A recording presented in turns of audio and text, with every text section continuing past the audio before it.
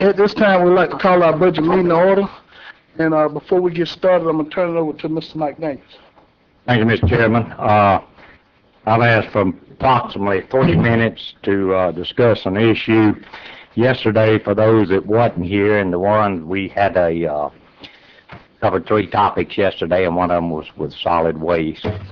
And after leaving the meeting and going back to Weaver-Hitchcock, I stopped at 5 Points, spent a couple hours there with the good people, and gathered information. While I was there, the City of Port St. Joe's truck came up and with debris that came out of North Port St. Joe, former County Commissioner Peters there, and Mr. Haney, who works for the City of Port St. Joe, says that they get a pretty good little chunk of money off of that.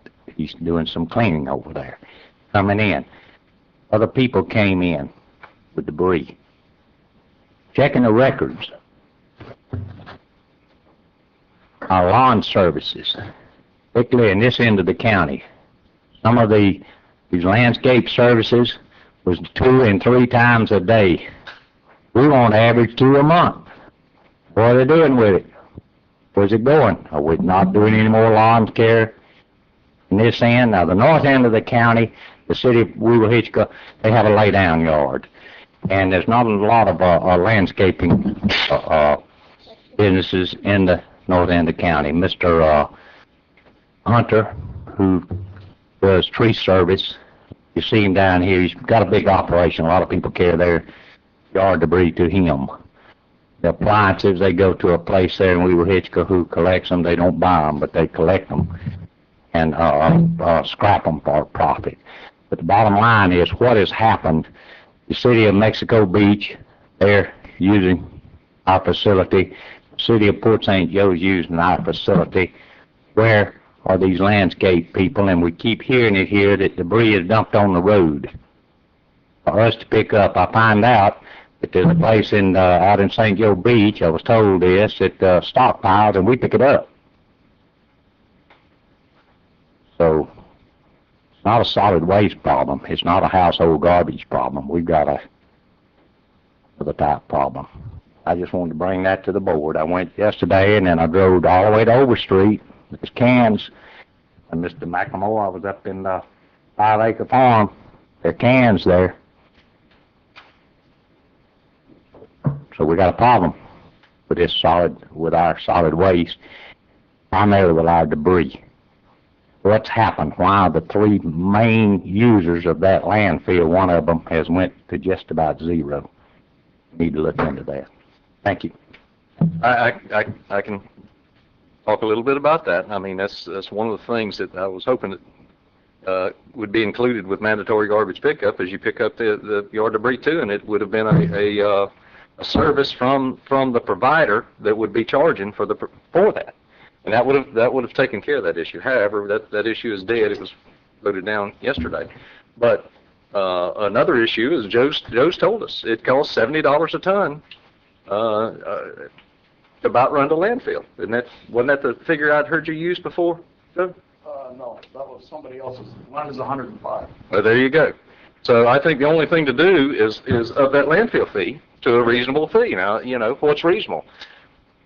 I've argued for 5 years that we put too much on the backs of the ad valorem payer, and we got to figure out alternative sources of revenue. We've got to figure out user fees, and we got to take that off the backs of the property appraiser. Between Commissioner Bryan's district and Commissioner Smiley's district and my district, there's about 85% of the ad valorem taxes are paid in those 3 districts. And we hear a whole lot more about ad valorem taxes, I'm sure, than our North End commissioners do, because there's not as many folks. But I can tell you my folks are active. And, you know, we have got to figure out if people are using the landfill, then they need to be paying what needs to be paid for the landfill. And I know that we've went up, we're at $40 now. That's 1/3 nearly, guys, of what it costs to run that landfill. And the people that are paying for it is the ad valorem taxpayer.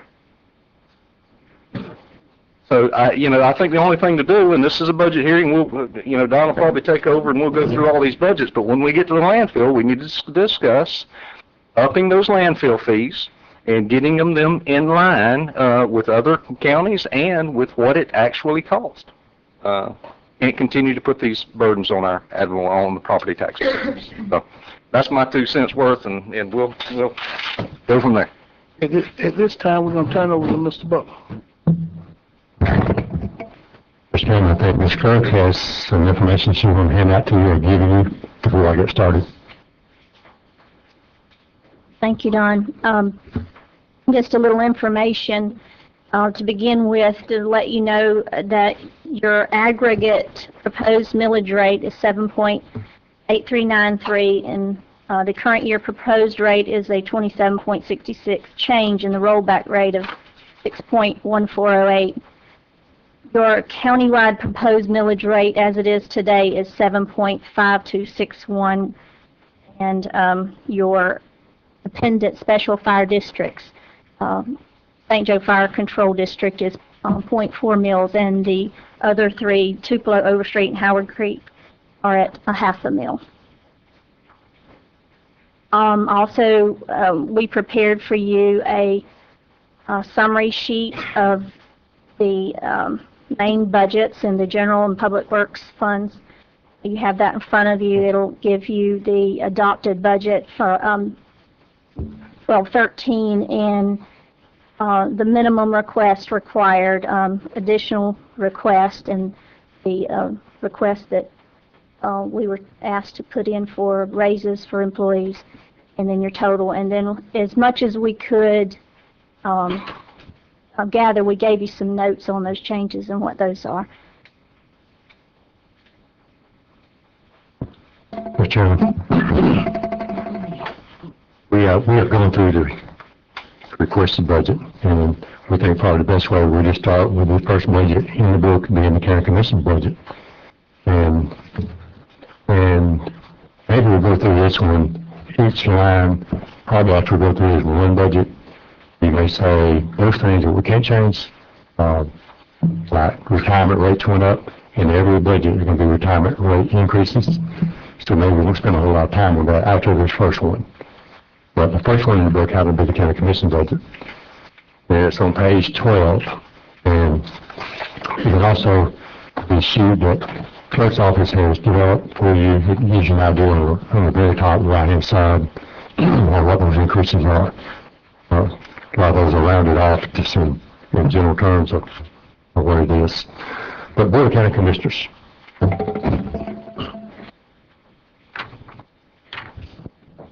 Top on the top, there's no salary increase, but you get down to be the $44,000 line. It's a $22,000 increase plus for retirement. By states and the legislature changed the retirement rates, and that's an increase to the total retirement for the county commission, $44,000 a year. And under personnel services expenditures, that's the big one, is the retirement rate. As you go down that budget, you got the printout in the red and black. For instance, $2,000 increase. That's an incidental cost with our professional services.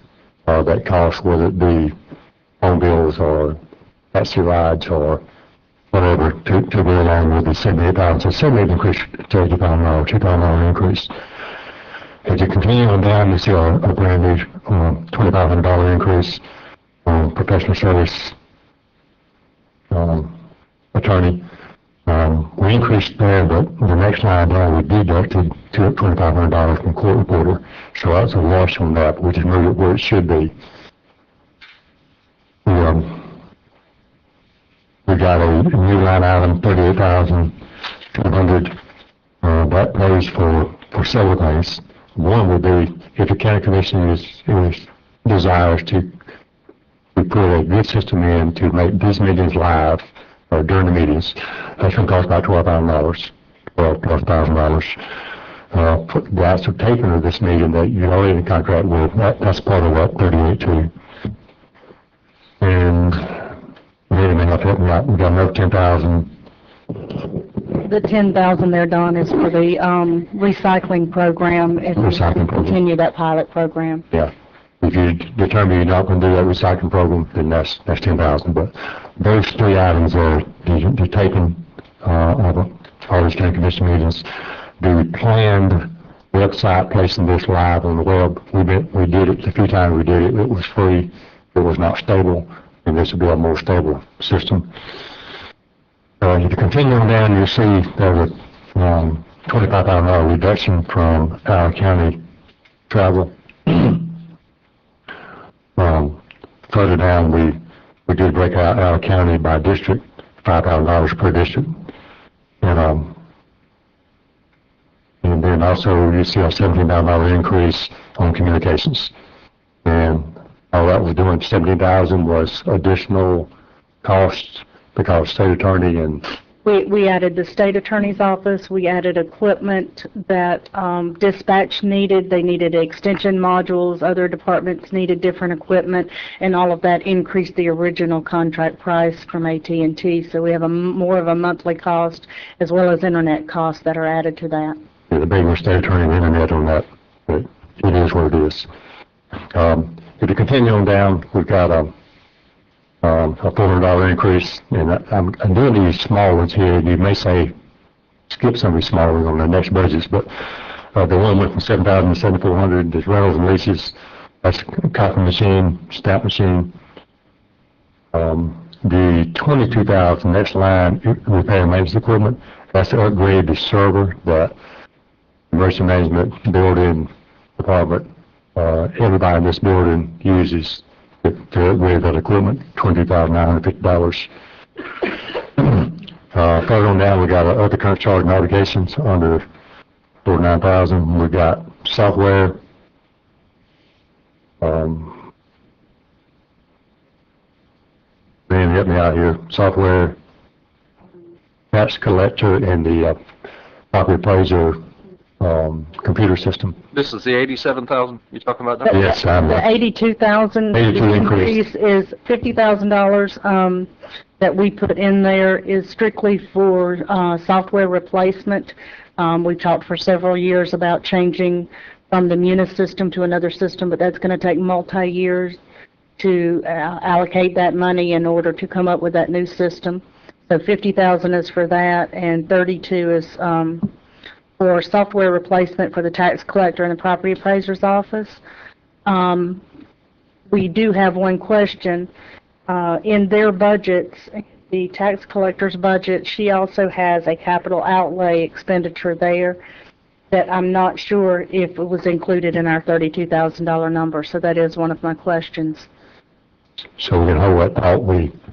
50 of that is proposed, maybe set aside $50,000 a year for 5 years for a new Munis. system. Yeah. And look, we've all heard the argument. We need to upgrade that Munis system. There's no question about it. I don't know if this year is going to be the year that we can start that process because of the shortfall. But I understand it's in the budget. We need to do it, and but that may be a $50,000 line item that we can. The next increase you see is $4,000 increase for wellness, and that's to cover what the board agreed to pay part of the employees' gym cost. So we got $4,000 in that line. The next increase you see is a $6,508 increase under dues. And what we're doing, we got to put all the Gulf Consortium, the FAC Consortium, the FAC, NACO, ACF, all those dues in one line. And the training and education, this year, I think, as much as anything, really clean up where it should be for the clerk's office to put that number in the right place. We pulled it down from Allen County travel down to where it should be in education.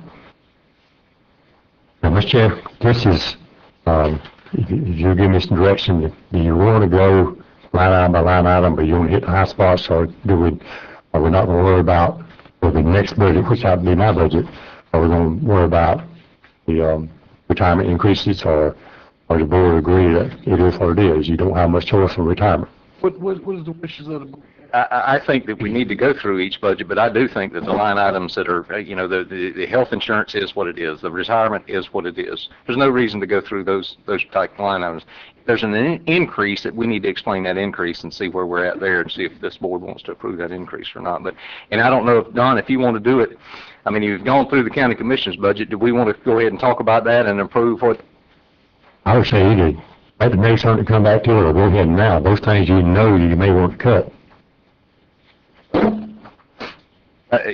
I think my question is, do we want to start on that with that increase of 82,000, 50,000 being Munis? I think others, the upgrade of the server and all that's not connected with the Munis system, is it?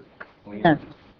So I think, we may need to upgrade that server, but I think we need some discussion on this board of whether we need to spend $50,000 this year on trying to upgrade that Munis system. And I don't know what everybody's thought is on that, but. Here's my thought, Mr. Yeager. If we had a big pile of money, we could do all of this. We don't have a big pile of money. It's our job to sit up here and cut and try to trim this budget as much as possible, keep the taxpayers from putting the bill on it. So I think it's our responsibility to look at this and try to cut as much as possible. We do without. We survive. Through the whole process, that's where I stand. Well, I'm for putting that off another year. I think it needs to be done, but I'm for putting it off. The things that I see, and Mitch, you can comment on this, but the things I see in the market are positive. I think the real estate market is coming back. I think the sales are getting there. I think the numbers are going to improve, and hopefully by the end of the year, because that'll be what's based in our next year's. But next year may be a little bit better year. The first, a little bit better year in the last 5 or 6 years. So. I'm in favor of putting that Munis system off and cutting this budget by $50,000. If y'all want a form of a motion, I'll put that in the form of a motion. Motion by Mr. Yeager. Second. A second by Mr. Michael Moore. Any opposed? Any opposed? No opposed. Motion carries. 5-0. Chairman, while we're on the subject, let's drift right on up, go back up a little bit to, I brought my glasses today, but I'll be all right. Borrow mine? I may have to. I know it's very important to the people, and I've always been on this board. If it serves the people, I'm over there than certain special entities. But only get this out live to the people. Meetings now. I know you can. Sure you can hear. It's probably better than we have, but you can watch it on, I think Mediacom carries it in Weehitchka area, wherever it's serviced.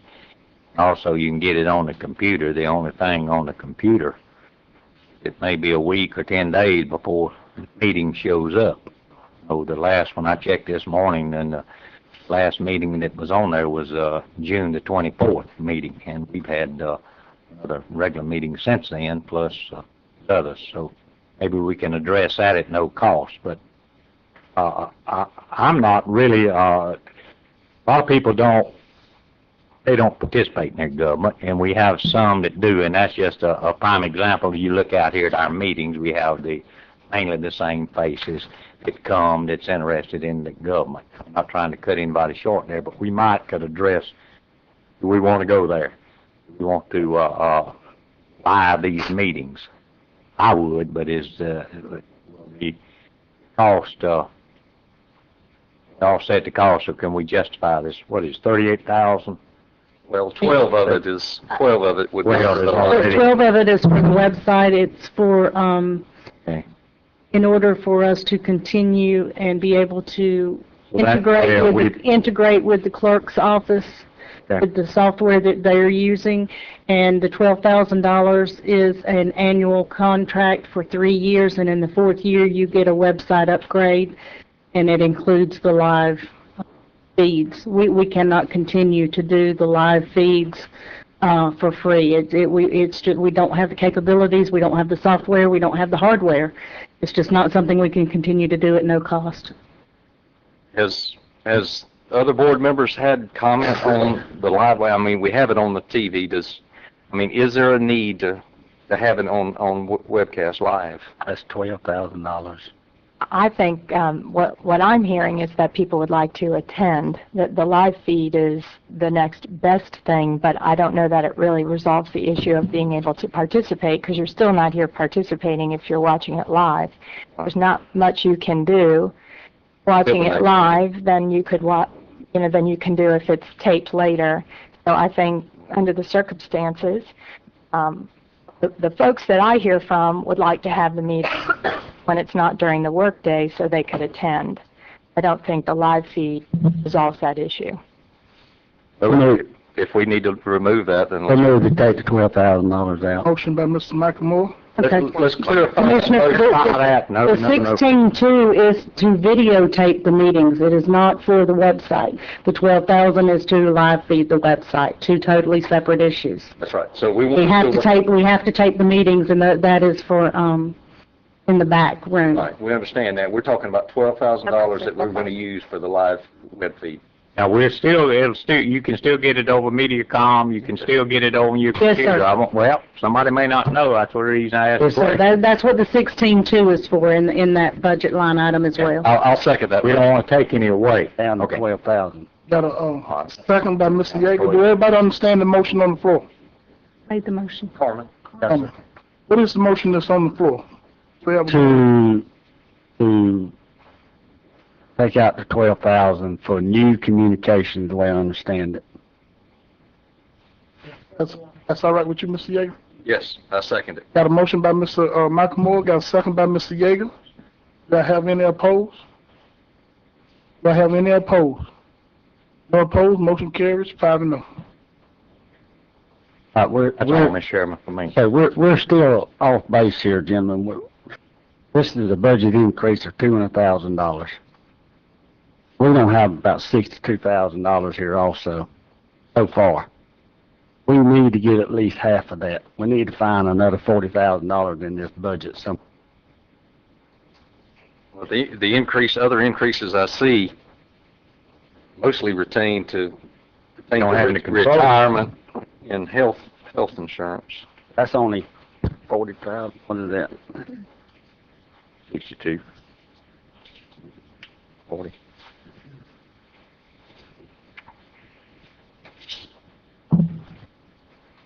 Here's what it All is. those in personnel costs, it is what it is. So that's 20,000 there. The $2,000 is really incidental costs, it's gotta be paid as the invoices come in, so that's 2,000. The 2,500 increase and 2,500 decrease washes out. The 38.2, you just took 12 out of that. Leaves 26.2. The 25,000 reduction wound up being 5,555 increase, plus down at the very bottom a 7,000 increase, so that's really a $2,000 increase. Got rid of 25,000, added 27,000. The 17,000 is phones, and it is what it is. You have to pay state attorney and other communications for those state agencies. The upgrade to the server, that is the server for operations of this building and in the next building over. And that would be, everything down that list, that would be your first opportunity to do something. The next one, you've already taken 50,000 out of the 82,000. And the other 32 is going to be for the new computer for tax collector and property appraiser. Got 4,000, board's already committed to half of the cost of gym, for wellness. And then the, 6508, we got a couple new dues this year, the consortium dues, and that's where a lot of that money comes from. And that 7,000 is one I spoke of earlier, part of the 27,000 is really a part of a $2,000 increase. Mr. McLemore, would it be all right for us to continue on with these others and see where we're at the end of the budget is how much we've cut, and then if we need to cut more, we'll come back to each. And this is only the first meeting, so we have plenty of time. You know, that is a hefty increase, $200,000. Mr. Chair, the next budget is county administrator's budget. First line, the salaries 159 to 210. What that is, we moved the money, we had the money in the current year's budget, it was set in the reserve for contingency. The board did it 1 year ago now, put it there. And we moved it from reserve over to my budget. So this year, instead of being reserve, and we'll get to reserve for contingency, my suggestion is to back that same amount of money out of reserve that you put in there last year. So it'll be a wash. But for that, that's the employee was put under admin, and those personnel costs include a 3% pay raise, includes the retirement increases in that personnel. So that $75,000 increase is what it is. Emma, let's go ahead and discuss something while we're here with this. But Don just touched on it. I know everybody needs a pay raise. Loaf of bread today is twice what it used to be. But we're facing a $2.2 million shortfall here, gentlemen. Now, are we going to be able to sit here and give every employee a pay raise? I'd love to, don't get me wrong. You know, because I know everybody needs every penny they have, but we have to do some serious cutting in this budget, or it's going to fall back on the property tax people, where we have to raise the millage. That's what we're up against. So, it's tough decisions, you know, and I like to see everybody buckle down. Don't let Carmen be the bad guy up here, but we have to do some serious cutting. Don, have we got a, like if we increased it 1%, 2%, or 3%, have we got what those percentages, can we get? I think we do. I can calculate that, yes. And also, I know that other counties, I've talked to many, because this is test budget year for a bunch of counties, but I know that some of the counties are, instead of going with a 3% pay raise, is doing a one-time bonus, you know, that may be lesser. That way it wouldn't be a reoccurring charge next year.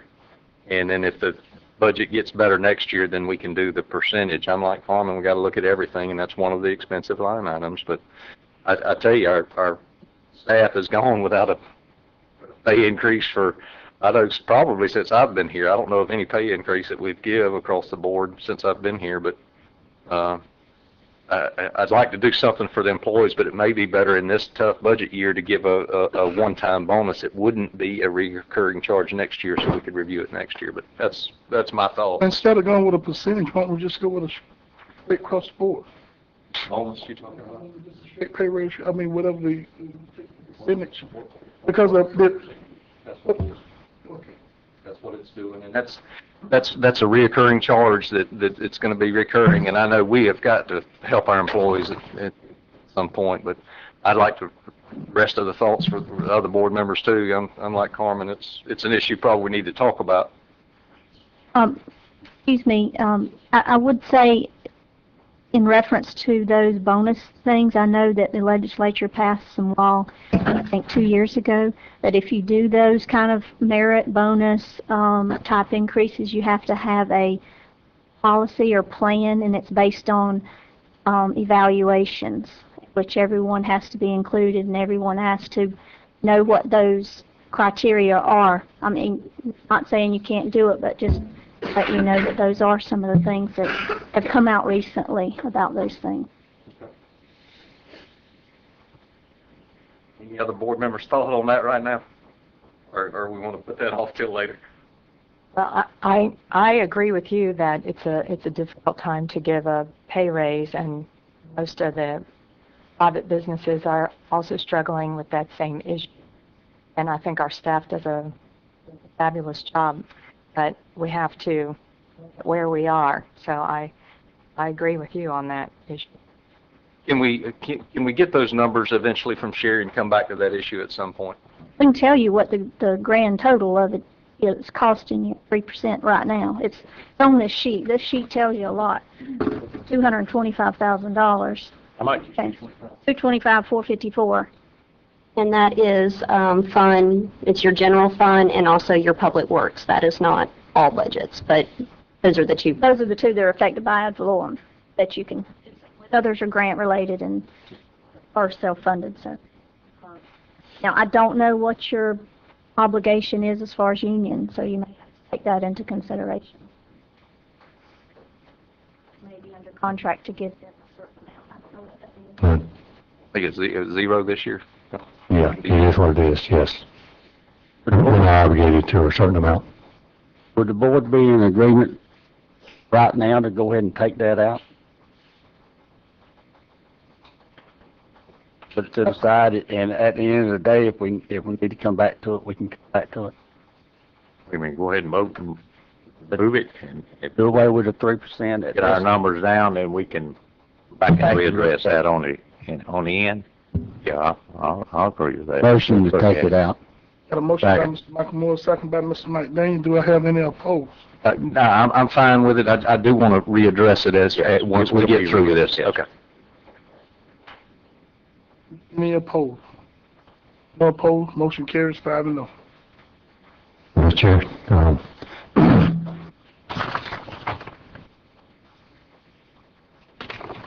nine, the next increase you see is repair and maintenance equipment, $200.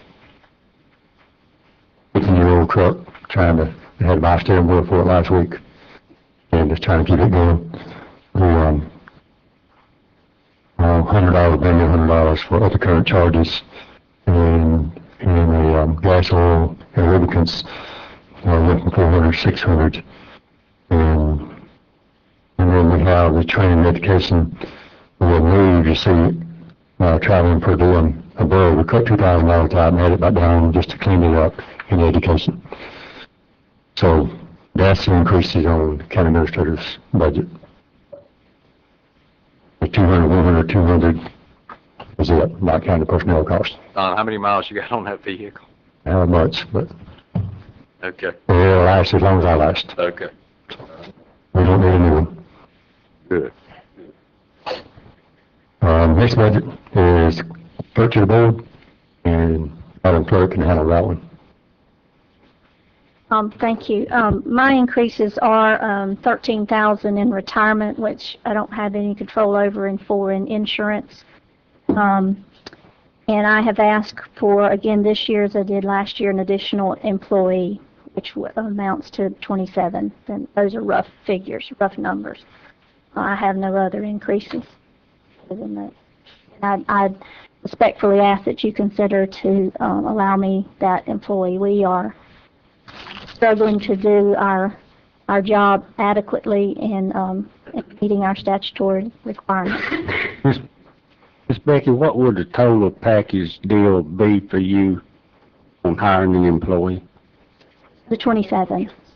27 with the insurance. Insurance benefits and everything. That's the package deal, That's everything. $27,000. Is that a part-time position? No, The very minimum position.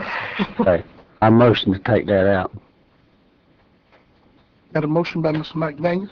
Mr. Michael Moore, Second for discussion. Becky, how many second.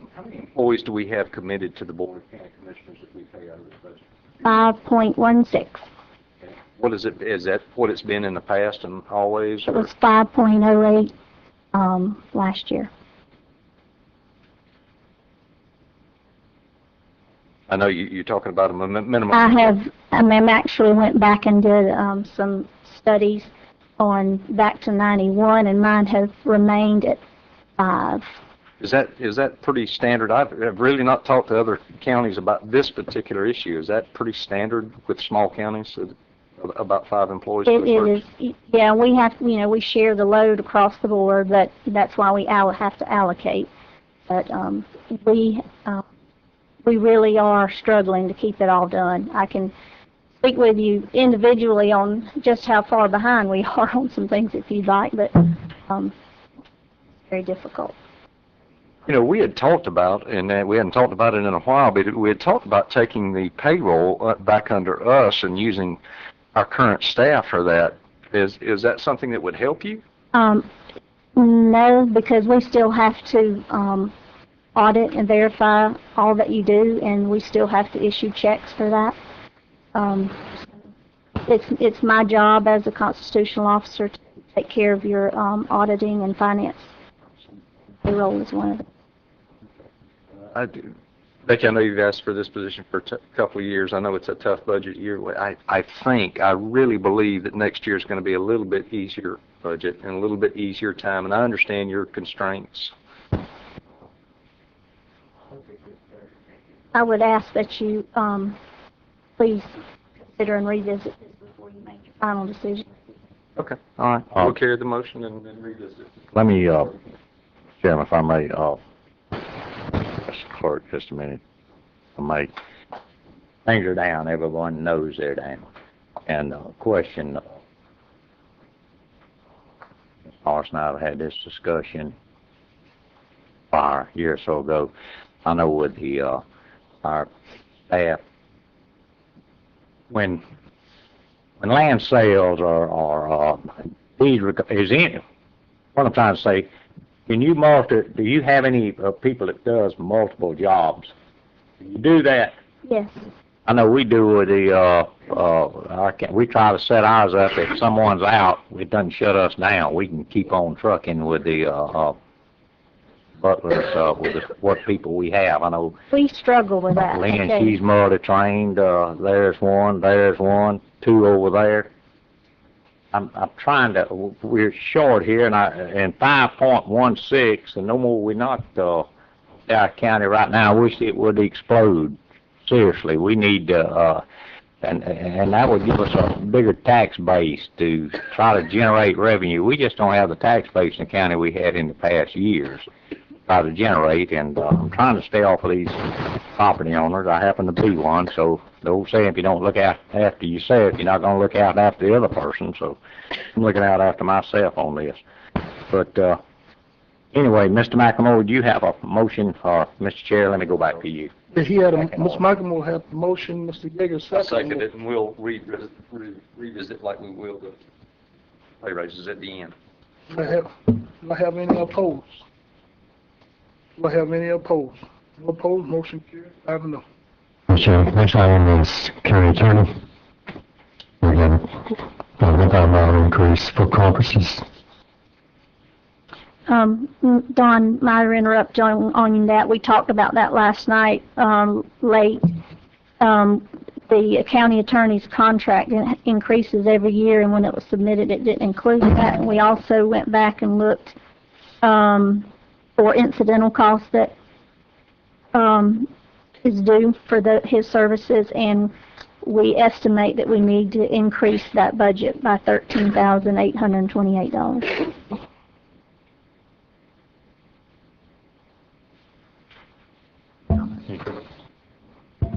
Mr. Chairman, I'm not aware of it, and I don't know the incidental costs. I'll be happy to go with the clerk, but the way I calculate it right now, it's a 1.5% increase, which amounts to $2,385 per annum. So that's the only increase that I'm aware of. Well, that's in your contract, but you have direct costs that you submit Or additional litigation. Other litigation that wasn't included. Okay, and those are filing fees with the court, or Right. like a 400-hour, when you file a litigation, it's 400-hour fees.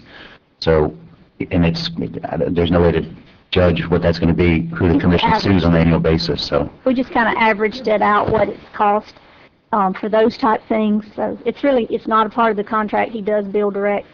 So I probably misspoke on that, but, you know. It's a reimbursement of advance costs on behalf of the county. One question, please. Mr. Turner, are you satisfied with this budget? The numbers, this is correct, and then the clerk just mentioned that, a projected increase. I'd like to go over that with him because I'm not aware of that number. So, our only increase I know of is $2,385 from last year to this year. Can we put that off till a break? We all can discuss that a little further. Oh, yeah, sure. You can put it off till tomorrow if you want to. I'm expecting us to be here tomorrow. Mr. Chairman, next one is probably a pleasure, and this is here today, so I think he can explain his. Mr. Chair, most of our increases, number one is, again, the retirement and FICA and personnel services. Mitch, you may want to come. This is being recorded, so the public may want to be able to hear what you say.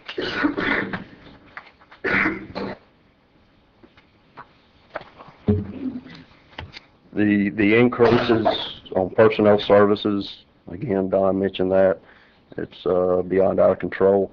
Operating expenses, one thing I wanted to mention, and I'm not for sure. We have an AS400 that we share with the tax collector, and we're having to purchase new equipment for that. And the cost of that was $31,390, which is shared between both Shirley and myself at $16,000 apiece roughly.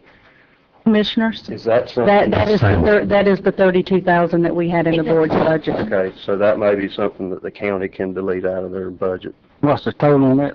Is it 32? Yes, sir, the total quote, let me give that to you real quick. $31,390 is the total quote, and that's shared between both the appraiser's office and the tax collector's. So it seems like this is kind of a duplicate. We've got it in our I didn't realize that when I was completing these budgets, that it was a duplicate. Okay. He had, in his explanation, computers and AS400, and I didn't know how to break that amount out, because I didn't know how much their computers were going to cost, and we did not do any allocation for personal computers for their offices, so.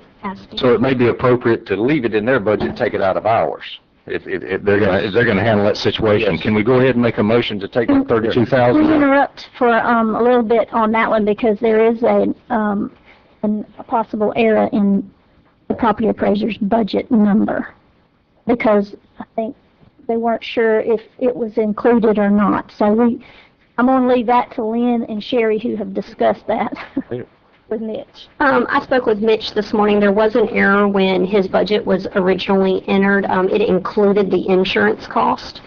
So that number was backed out of the budget he provided. So his actual total budget is $503,733, and that includes the 3%, which has been removed.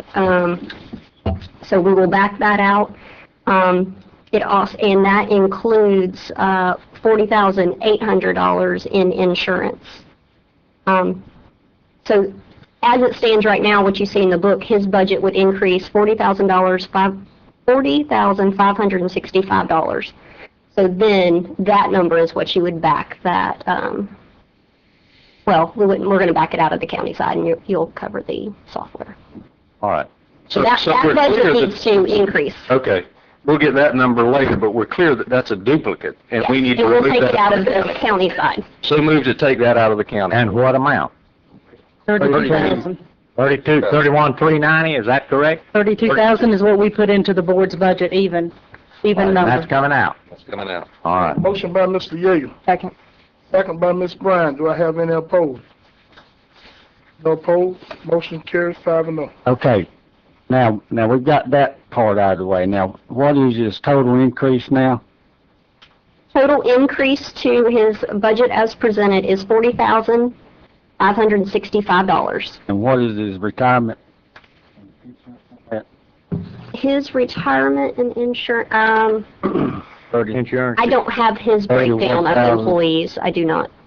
But You're not adding an employee or anything? No. Right, okay. Okay. So most of that would have probably been retirement and health insurance increases. And 6,552 will also come out of that with the reduction of the 3%. So that knocks it down to about $34,000 increase. And that's gonna come, that's pretty much your retirement and all. I'm good with that. Sounds good, man. Thanks. Anything else? Thanks. Thank you, Mitch.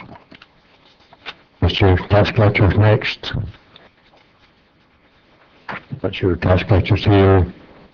And you certainly put it off until she gets here. I was on table this one. Well, that's another 40,000. That's looking at her retirement system and all.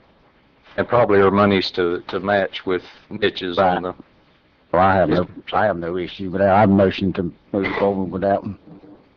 Got a motion by Mr. Mike, Yeah, I've talked with Mr. Jenkins, I'll second that. a motion by Mr. Michael Moore, second by Mr. Mike Daniels. Do I have any opposed? Do I have any opposed? No opposed, motion carries 5-0. Did we clear, Mitch, did we clear your, we didn't make a motion to do that, did we? Property appraisal? I don't think we did. We'll make a motion to approve the property appraiser's budget as amended. Yeah, I second. don't think it was. Got a motion by ours was Mr. amended. Yeager, second by Mr. Michael Moore. Do I have any opposed? No opposed, motion carries 5-0. Mr. Chairman, motion to grant development. And then we will recover the salaries and we can do those almost totals for personal costs. You see a $50 increase in postage and another $50 increase for rental leases, a $200 increase in operating supplies, and a $500 addition to training and education. And that was just deducted out of regular travel, so that one's a wash too, isn't it? That's what I've got some deductions to make up for that. So moved to approve. Got a motion by Mr. Yeager, second by Mr. McMorro. Any opposed? Any opposed? No opposed, motion carries 5-0. The next one, I asked one help out on this, for this is Small County Road Assistance Program. And there's, I don't understand that wrong, we got no scrap. No, sir, we don't have any, active ones going on right now. We do have some that were to start July 1st, but we don't know exactly when we're going to get the contracts. All of those are on a reimbursement basis anyway, so they don't send us the money. We have to spend our money first, and then they reimburse it. Well, money in, money out, so no change to the other room. Does this include Scott money in with this scrap, or is that, I know most of it says scrap, but I know we get Scott money, sometimes CIGP. Yeah, as you go on, you should see, Okay. and I don't, As long as we have a line item for that, because I think we've got a Scott project too. we've got Scott, CIGP scrap, LAP, coding improvement grants. I mean, there's several, but there was no way to determine right now exactly how much money is going to be left as of October 1st. So do we need the motion to approve this, Mr. Yeager? I don't think you do, because it's zero. And when she gets those grants, or when the board gets those grants, we add it when we know what it is, and, you know, and we actually get it, so, and then if, like you were asking, well, where's the, Scott, some of these budgets that, we hid the detail because they're zero, and it just takes up paper. There you go. I got you. Let's move on then. Sure, next item is the Value Adjustment Board. We increased professional services from $1,000 to $1,500, $500 increase. So the total is $500 increase. Second. Got a motion by Mr. McMorro, second by Mr. Yeager. Do I have any opposed? Do I have any opposed? No opposed, motion carries 5-0.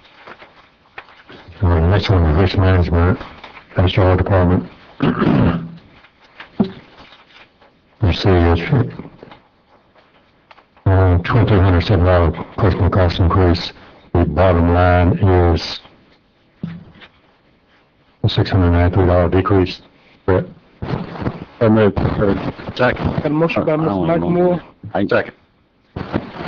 I wanted to note something on one of the decreases in the wellness program.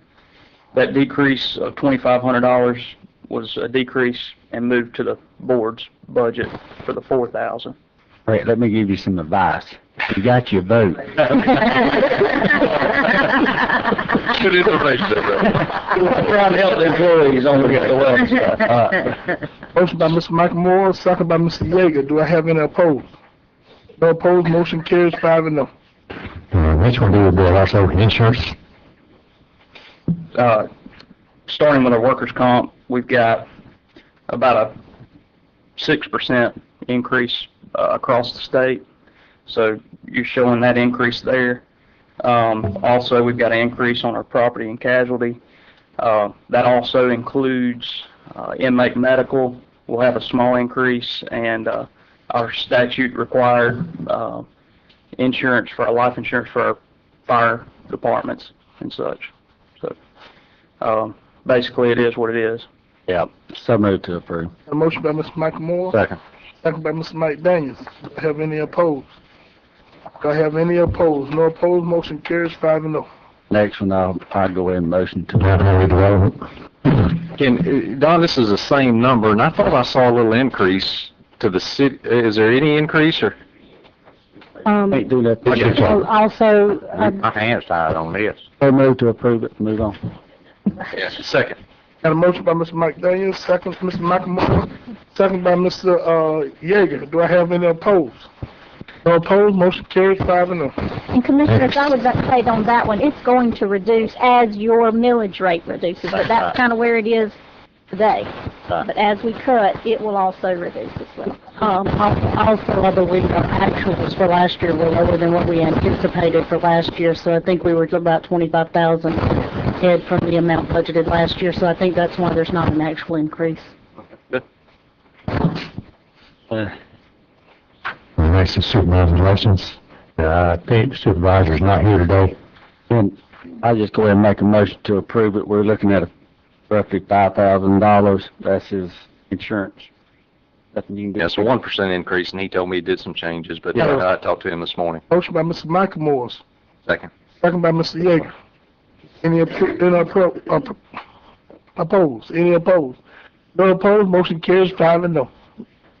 Next one is 1215 minimum balance and surcharge. It is what it is, money in, it's not overall. I move to Got a approve. motion by Mr. Michael Moore, Second. second by Ms. Bryant. Do I have any opposed? No opposed, motion carries 5-0. Next one is courthouse complex utilities. They increase $245 for utilities. Motion by Mr. Yeager, Second. second by Mr. Mike Daniels. Any opposed? No opposed, motion carries 5-0. Share, next one is county courthouse. And you see the first increase, $71,500. That breaks down to the ceiling in the bottom floor of the courthouse, the supervisor elections roof on the old health department building, and the exit door for early voting. Those three total are $71,500. The one big one there is roof, $55 for that roof on that building. Now, we're talking about the Supervisor. size of elections. Yeah, oh yeah. But we have already spent tons of money on it. It's been leaking for a long time, yeah. This is just about a must. I think it is. Yes, it is. A lot of money, but Talk over it. it's tar, blue tar. Actually, Blue I went up there the other day when it was raining, and they had a tarp inside the file room there where they keep all their files at. So, but like you said, we've been putting it off and putting it off and putting it off. But guys, sooner or later we're gonna have to look at that. What you take on the door? 1,500. It may be better whenever the times are better too. We don't have the money, gentlemen, to do anything with. I'm telling y'all. Guys, we got We put it off for a while. a serious The problem. more year won't hurt. Put it off this long. Well, we've also talked a little bit about making some moves there too, haven't we? Has that been discussed in? Anyway, you got a roof. The budget committee believes you're gonna have major problems with that, but we put it off too long. And it really is a problem. Old issue. Roof, trust damage and That's one thing I fear if we, you pull on there and then all your decking's gotta be replaced. Why don't we I think we need to approve it. If at the end of the day, if we still not where we need to be, we may come back to it, but I'd motion to approve this budget. got a motion by Mr. Yeager, I'll second. second by Ms. Bryant. Any opposed? Yes. Got one opposed, motion carries 4-1. Now, we've including the only other increase in that budget is $2,150. That was for cameras and computers for courthouse security.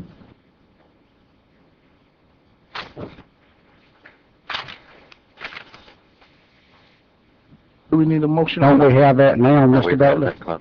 Don't we already have that Now, this, in the courthouse here? Courthouse. we know how the cameras here are over there that we're speaking of here. Is to see who's going in the courthouse or being able to watch the hallways in the courthouse. But we have cameras. We have that now in place, don't we? Yes, sir. They look at me when I come to the back door. That's one. That's one, but this is others. Y'all not be slipping through the back door, Carl. And also this building too. This is courthouse annex, and this building also. $2,150. 2,100? $2,150. I think we concluded that in the approval we just. Okay, I did know. So we are. Okay, let's move on. The This next budget is county planning budget, nothing to do with latest budget, county planning. This has been for years, sort of like a catch-all. No increase in this budget, but it's. I move to approve. Motion by Mr. Michael Moore, Second. second by Mr. Mike Daniels. Any opposed? No opposed, motion carries 5-0. Next is county planning, also, the money of the state requires you to pay OLPC to the planning council, you have no choice but pay it. I move to approve. Motion by Mr. Michael Moore, second by Mr. Yeager. Any opposed? No opposed, motion carries 5-0. The next is county development, aid to EDA and aid to Chamber of Commerce. We're looking at a, $10,000 increase to Chamber of Commerce and a $70,000 increase to above what we had budgeted. I know you made a budget amendment for EDA this past year. The total increase $80,000. I ask one question, and it's, I understand that Barry's had some issues like I've had some issues, some health issues, and he's on leave right now. What is the plan, have you, as far as talking with them, Don? I had a conversation after board meeting Tuesday with Gary. All he told me was that Barry was off without pay on leave. And there's no determination of length of that? He's got issues like I do. I know I've had conversations with him, so I understand. And I've spoken with several of the folks on the EDA board, and my understanding is that he's receiving treatments and is still in touch with them, and also with the Port Authority in there. He's still working from where he is, but he's receiving his treatments, and I think he intends to be back shortly as soon as his treatments are over, but he's also still in contact and staying on the issues. For the total, we're looking at a total of $80,000 increase and this is for chamber.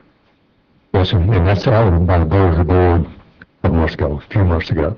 When the board said we're going to pay for 3 years total for EDA, that's why this went in the budget this year. This is the last 3 years. I think you have a contractual arrangement on that, and just so you know, you and the public know, this is compared to the original budget when it shows an increase, and you have already done a budget amendment in this year. It just doesn't show that. But I think this is money we didn't have that we went out and took our next home. So moved to approve. Motion by Mr. Michael Moore.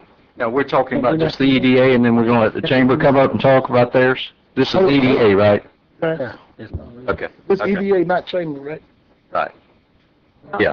Yeah, 7 increase to EDA, got 10 increase to Chamber of Commerce. I'll let the chamber come up and talk about that 10 increase, but this is, yours is on the EDA, correct? Yeah, because we've already approved that, or y'all did, but back. The motion by Mr. Michael Moore, second by Mr. Yeager. Any opposed? No opposed? On the EDA now. No opposed, motion carries 5-0. Thank you. I do want to speak with you about some of the changes that are happening with the Chamber of Commerce, and you're well aware of the removal of the EDA agency from the oversight of the Chamber of Commerce. Last year, when you approved that budget, the monies went towards the EDA. Historically, the county has funded the chamber as a separate entity. Last year, all of those monies went into the EDA account, whether per your purview or under the management of the Gulf County Chamber of Commerce. It is our request to you to come back in on a line item budget and to continue to provide the services to the county that we do offer. And that was the form of our request.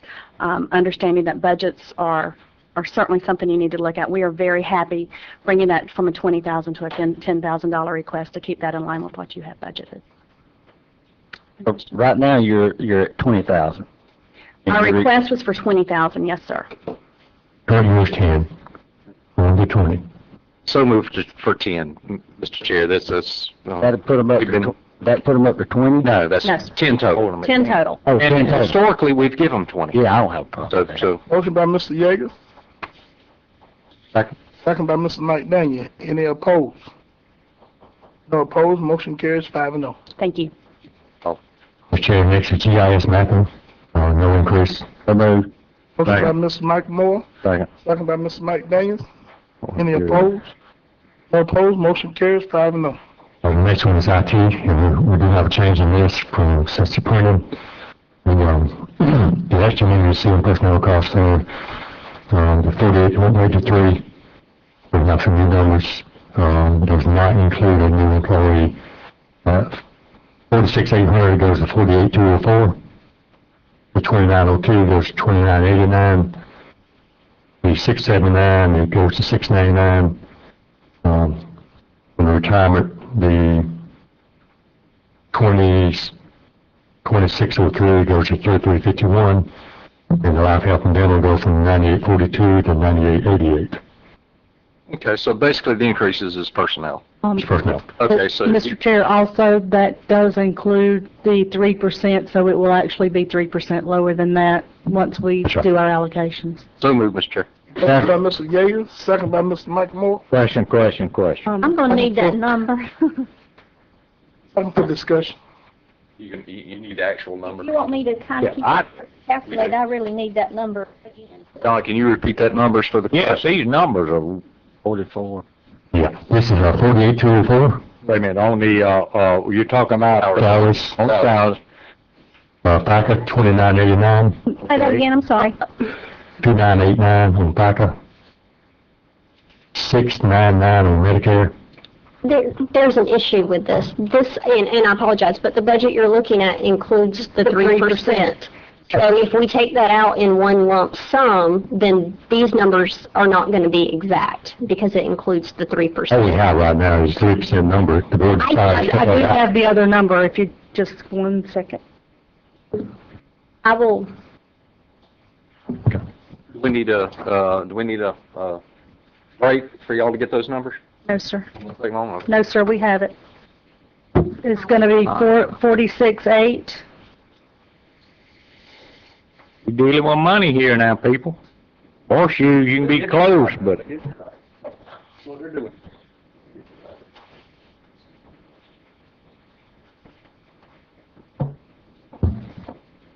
$29.02.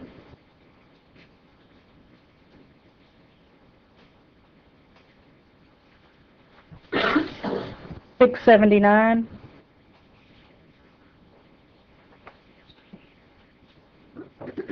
$32.53. And the 98.87. Or 98.88 actually doesn't change. 42 to 88, okay. All right. Okay, continue down that budget. We got a $6,000 line in for travel and per diem. Then I don't know if you talked to Dennis tonight. Yes, I did. We all know that technology and the innovations in that increase every year, and in order for him to continue to upgrade our systems and to keep our systems operational, he does need training and to keep certifications and those types of things. Each year, that also includes the $55,000 for $5,000 for training and education, so it's a total and the two for $11,000. But a lot of those training courses are not available in Florida, unfortunately. California is where a lot of them are taking place. So you're saying you need 6,000 for travel, gym, And then $5,000 for training. training here at the Those are the actual registration costs and such. 7,000. Sure is. I don't have a problem with that, but I have a problem with everything else that's in the package. Okay, I just spoke with Dennis. If you will let him speak, he can Sure. give you a breakdown on this other and how we have arranged to fix this. We're looking at $100,000 increase, Jim. I think he's fixing it reduce. I hope. I think we can pencil some of that off. Good. Good. We'll start pretty simple. We've talked about the travel and the training. Unfortunately, that's just necessary if we're going to stay current with state laws and things like that. There's certain things that have to happen. We drop down to the second line. This is where we'll make you happy. We can take about $25,000 out of that line. That appears to be a duplicate item. Okay? What that is I budgeted for the fiber to Public Works, and I budgeted for switch upgrades we need, but apparently the BOCC had it in their budget, and I wasn't aware of that. So you're telling me we can reduce the 32,950 by $25,000. Take 25 away from there. All right. Good. What's the total that you can reduce? The whole package deal, I'm looking at the total. To be honest with you, that's about it. We also have a big reduction in the salaries, which is the main portion of that. Already Up in the top, I can give you a total in just a second. Yeah, so you've already taken about another 36,000 or so up there, probably another 52,000 up there. So if you take that 52 plus the 25, you're looking at dropping about $70,000 off. Those are just guess numbers. Now, what's happening with IT here with the county is, it was started here about 3 years ago, okay, 4 years ago. Some of the stuff that was initially done by the previous contractor, not the previous employee, was done incorrectly, okay? Some of the equipment he sold you guys was not the best quality equipment, okay? We're 3 years down the road, gentlemen. Electronics don't last more than about 3 or 4 years. Since I've been here, I've made some upgrades to the areas where the switches and all set to protect them better. We've lost fewer switches since I've done that. But aging electronics, they die. Within the next few years, we're going to have to spend a few $1,000s to keep going, and that's not even talking about going forward. You know, we're just keeping our head afloat. The IT department here is in really good shape, but it's getting old, and that's wherein lies some of the problems. The budget items we took out, one of them was originally to ask for an employee, and I understood that was a dream wish. But to let you gentlemen know, I worked 60 hours extra in the month of June. Okay, that was 60. I have a backlog of two pages worth of items. Those 2 pages, a lot of those items include things that will take a day or two to finish, so they're not just something you can run out and do. So we are growing, and I'm putting the effort in. The other stuff that's asked for here is really simple and small. I mean, it's not small when you look at the big picture, but I mean, operating expenses, cabling, and things like that, things I have to have just to keep the system running. That's what that is. The 2 things that I can really help with are the not getting an extra employee, which I fully understand. I have no problem with that. And the item where the equipment that I was asking for that I was not aware of was being asked for in the BOCC. Hey, if my math is correct now, we've got it down to about $23,000 increase, and I'm close with that. Probably. I didn't figure the figures because I was discussed this on telephone prior to coming here, so I didn't have time to pencil everything out, but you're probably correct. The biggest increase to the whole budget is for training and certifications and travel. That's fine. That's fine. I don't have no problem with that. But there's one thing I want to mention here that we need to start doing, because I've heard of a couple of duplications. Okay. And I think that when everybody submits, especially our staff, right, but when everybody submits their budget, it should go through the administration's office so we can make sure before we even get to this process that there is no duplication. And so I think that's a good. Don, you agree? I agree. It had been previously sent to them, but it was just an item that wasn't called. They've had this for okay, good, some time, so it was previously sent to them. So moved to approve the with the deductions of this budget. I'll second that. You know what the deductions are, Ms. We're Becky? still working on what that salary figure is. Well, the actual we got the 25 on the other. Yeah, the actual increase was the change in amount in the red areas on the information technology. But you had a mandatory retirement increase that we got to figure out what that is first. And I don't know what that was. Yeah, That's $32.53 for retirement. figure. Okay. So, any other questions? Ms. Becky, do we need to just kind of take it slow till we get a final number on this? It Or, might just take a minute when we get to the end just to verify that one thing. I have it flagged. okay, but we can move on then. Sure. Move on. Okay. That's Thank my you. motion. Did we carry the motion? Got a motion by Mr. Michael Moore, Second. second by Mr. Mike Daniels. I have any opposed? Any opposed? No opposed. Motion carries 5-0. Commissioners, next is the county BSO, Veteran Service Office. Just want to make sure we're all clear. We're looking at going from 52 down to 35,700 decrease. And this is something we're talking about in our budget review committee. Going down to a 2-day-a-week BSO. We know it's going to be a political decision by the board. certainly one of the VSO. Traffic is not real high in the VSO's office, so we've gone from 4-day a week down to 3-day a week. Currently, this would be going down to 2-day a week. So, with a $7 decrease. Now, there will be some like it, some won't like it. But My one question, if I may, does the federal government or the state of Florida, what role do they play in this? You have to maintain, James told me that the state would not let us have full-time VSO. we can't. My comment to you is it's not heavy traffic. There's not a lot of usage. I visit that office quite a bit. It's not to the point that when we did have a full-time, that they did ship also. So they understand that it's not full-time. And most of these questions can come, if it's on a day off, there's a number that they can call to schedule an appointment. So I think it's appropriate to go to 2 days a week. Now, in the event that something happens, that we need some help in some other programs, and we need to up that later on, it might be that, if we want them to take the SHIP program back and take that away from some of the other staff to give them a little bit more time, we can do that. However, I think this is appropriate. I agree with you. If you never go back full-time, it means you've got another component to it. Absolutely. We work on. It worked well before when we run the SHIP and VSO together. O. Williams did a good job running SHIP and that. Yep. So, I move to approve it. A motion by Mr. Michael Moore, Second. second by Mr. Mike Daniel. Do I have any opposed? No opposed. Motion carries 5-0. The chair, next one is the sheriff, and he's here, he can detail his. Sir, if you gotta help us now. Yeah.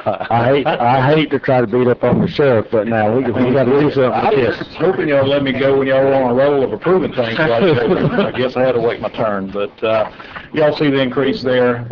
It's no secret our fleet is in a deplorable condition. My budget works on about 80% salaries, and, I guess it all started back probably in 2007. There was an initial $225,000 reduction in the sheriff's budget. At that point, new vehicles were not being purchased on a regular basis. Right now, with 38 vehicles that I have total, I've got over 55% of them. 21 of them have over 100,000 miles on them. We're doing everything we can to sell old ones, to buy new ones, but it's gotten to a point where it's difficult to do anything else. Vehicles are costing, fully equipped vehicles now are running around the neighborhood of $33,000. So it's not something that comes real cheap. You have to have additional things in there, obviously, to keep your people safe, but with today's technology, obviously, you're going to need to put camera systems in there to protect you civilly from lawsuits, and it's just what's expected these days. I'm not, over the course of the last 6 months since I've been in office, I've been forced to lapse a couple of positions in order to get enough money to purchase a new vehicle, which hopefully we'll be able to get pretty soon here. So it's all about vehicles, and I don't know where else to go other than to ask for an increase here. Okay, Sheriff, this 43,000, that's your life, health, and dental insurance. Yes. Is that correct? That's an increase. yeah, that's a no-brainer. That's what you got to do. Okay, that's what we have to do. Now we're still looking at 320 some odd thousand. My increase no, that's where your 3% added in there, I believe. All right, so deduct that. But before you discuss, let me make one clarification. I spoke with Sonia yesterday. There is actually an error. Oh, Lord. So, well, it's to your benefit. I just saved you $70,000. We need a break. We were trying to slip 4% increase. For the total of $2,810,484 will decrease by $71,745. Give me a new number. 2 million. Great. And the 3% will be deducted out of that as well, so we can go from there. I need the total number of increase. Sheriff, can I ask you? $190,000 roughly. 190. Yes, sir. That brings, right now, there's $34,000 line item in my budget, in-house budget for vehicles. Okay. $34,000. I brought that up to $225, so roughly $190,000. Question for you. what does it take for one, I'm talking about one vehicle, new and equipment? $33,000 approximately. Sheriff, can I ask you one thing too? I know one of the things in my district and sometimes in Ms. Bryan's district is, we have issues on the beach with dogs without leashes and all that. Is this, some of this equipment cost, going to provide for some increased equipment for those This will areas? just be for patrol. Now, the added things that we've been talking about with Jennifer and Leave No Trace, which is a whole new subject we'll, I'm sure, address later on. That's additional services that's going to be put in. Right now, we have one beach patrol vehicle, and it's over 100,000 miles on it. And this would be for patrol vehicles. Okay. Well, over and beyond that, I want to address at some point, and the TDC has addressed this of a 5 cent, which is what Bay County does on the TDC tax to help with equipment specifically for the beaches areas, and do some training also. There's some things that we'd have to do a plan, and talking with attorney, it may take us a year to get there. However, for our areas that collect the bed tax, that's where that money should come from. We've talked about it in the TDC building, and it's the TDC advisory board looks like to me is about split evenly on whether to do it or whether not to do it, how would it affect them going forward. However, I still maintain that I've got to look at the ad valorem taxpayer. And at the end of the day, I got to look at alternative sources of revenue. This is something that Bay County has 5 cents and we have 5 cents. So I think at the end of the day that we may be able to get you a little bit of money from that to get that if this board passes that, and I'm in favor of that. That's an alternative source of revenue that specifically we're protecting the tourist, and the tourist needs to participate in that thing. So I want to talk about that a little bit later. Right, and I understand that, but bear in mind, once again, that's additional services, that's additional personnel that'll be provided. But for right now, assuming that doesn't happen, which I hope it does, if it does not happen, then where am I here with my fleet and being able to get people on the road, get them to call safely, and be able to respond in an adequate manner? Here's where I'm at with it, Sheriff, and I appreciate you. I think you're doing an excellent job for us, and you're really and truly trying to work with us on our budget. You're understanding our budget. Right now, we're basically at a $190,000 increase. Yes, sir. I can go half that. I had to give you 3 new vehicles. I'd be willing to go that. Let me ask you one thing, and I hate to finance anything, but sometimes when you're in precarious situations, you have to. If we did cut that back, it'd be recurring for a few years, but would it be better to lease those vehicles, or? There's a couple of programs out there where you can actually get more vehicles at the beginning, and go into a lease program, and then after 3 to 4 years, but that payment is just enormous on it. Is it? And then after so many years of paying that lease, then you buy out. We just recently bought out a few. But right now, I'm looking at 4 2006 models that were purchased on a lease with over 120,000 miles on them that are on the road right now. I'm like most of the public, I think, that would agree with me. If I call you, I don't want you broke down side of the road. That's right. If I need you, I need you. So that would give him 3 vehicles, gentlemen. That's 50-50, Sheriff. That's the best I can do. We're desperately trying to. We have $2.2 million to cut out of this budget. So this is not easy for us. I wish I could give you 10 vehicles. I would, if I could. Jeff, I haven't heard of a few programs like that grants help buy. I am looking at every grant possible in order to get vehicles. We signed some paperwork earlier today for the equipment grant. Hopefully that will be to upgrade our computer system to keep our deputies more mobile in the communities and not tied at the office. That'll be for new computers there.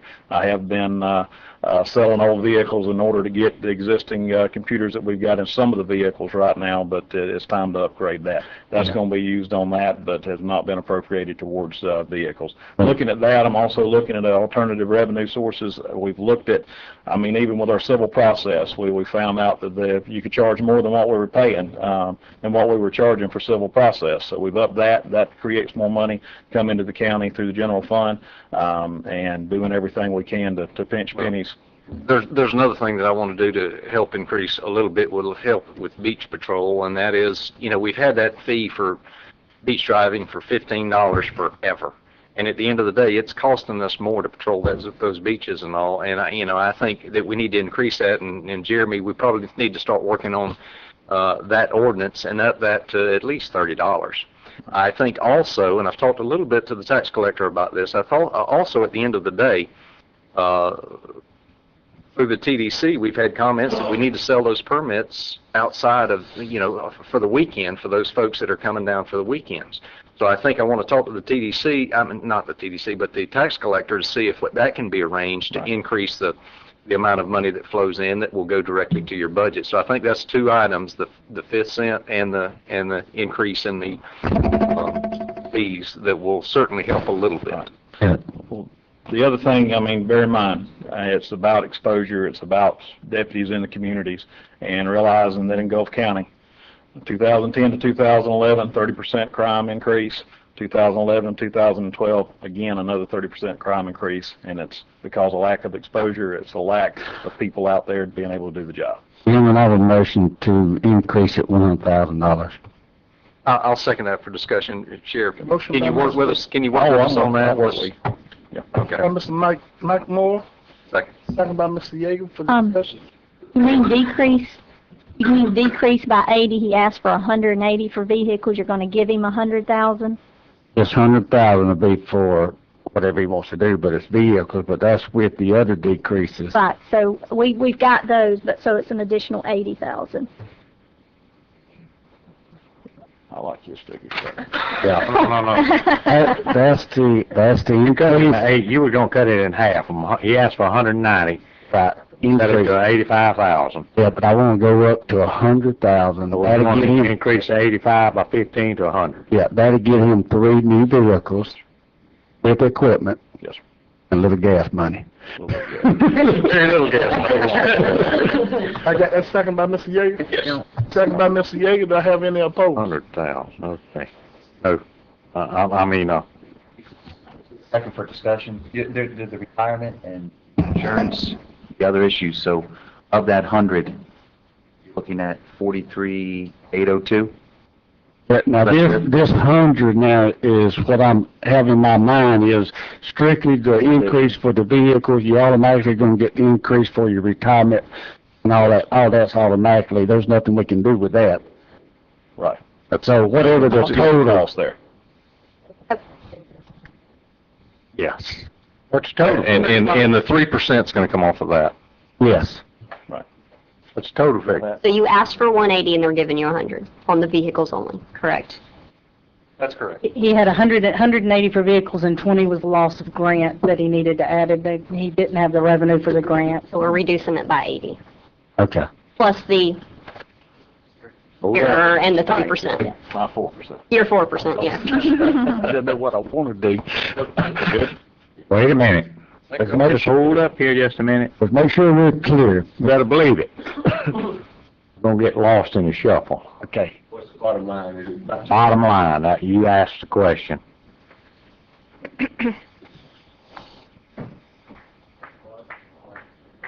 I say it's 2,606,473. How much? 2,606,473. I'm gonna double check. 6.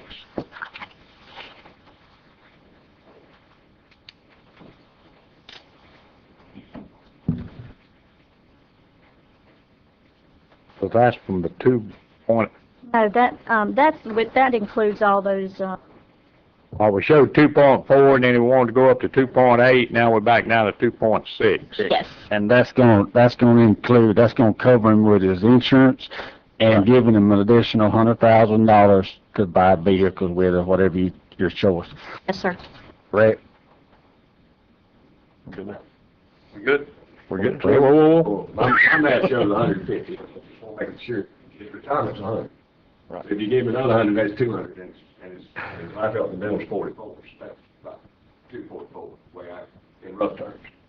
But the retirement is, we don't have any control over there. Right, I mean, it's got to be added to the bottom line, so it's not 2.6 bottom line. All retirement and everything is submitted in his budget request. All we get is one number. Of that number, we know that 180 was additional vehicles, 20,000 was the lack of grant, 44,000 was insurance increases, Right. not in total. We know about the 71,745 error that will be reduced from that original request number. And your budget in total, including your other transfers, was $2,810,484. Making money here. We reduced the 3%, we reduced for the error, and we reduced 80 from the original 180 request, which gives you $2,606,473. And that's not the transfer, that is including those special funds and the insurance. So that might be where some of the confusion is coming in at. So Sheriff, you've saved us 200,000. Okay, sounds good. Thank All right. Now I got a second by Mr. Yeager. Hold Do I have any opposed? on just a minute, hold on a minute. I see Michael over there. I understand. No, before we take a vote on it, we're gonna handle it and make sure we're on the same page with this. Make sure everybody understands where they're gonna be. I think we have. I think Sherry's outlined that out. I don't understand it, but I think I understand it. If his retirement increase on his current deal without any increases is $100,000, which is rough terms. And if you're giving him 80,000 per car, or not 100,000 per car, so that's 200,000. Right. And you're giving him 40, he has to, all these are required, the increase for the life, health, and dental. That's about 240,000 in my calculation. So Yeah. we'll make sure that we get the right request. Maybe a request error. 100,000 is pretty much what your retirement increase is, that you have no control of, but that has to be added to the bottom line. But that's a $70,000 reduction. Just the sheriff's increase from the $2,093,957, which it was budgeted last year, to his new adjusted request for, hold on, let me make sure I got the right one.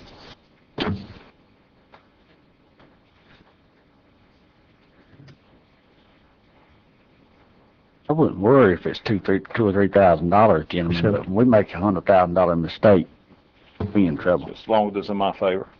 That's why I'm being very careful with this, sir.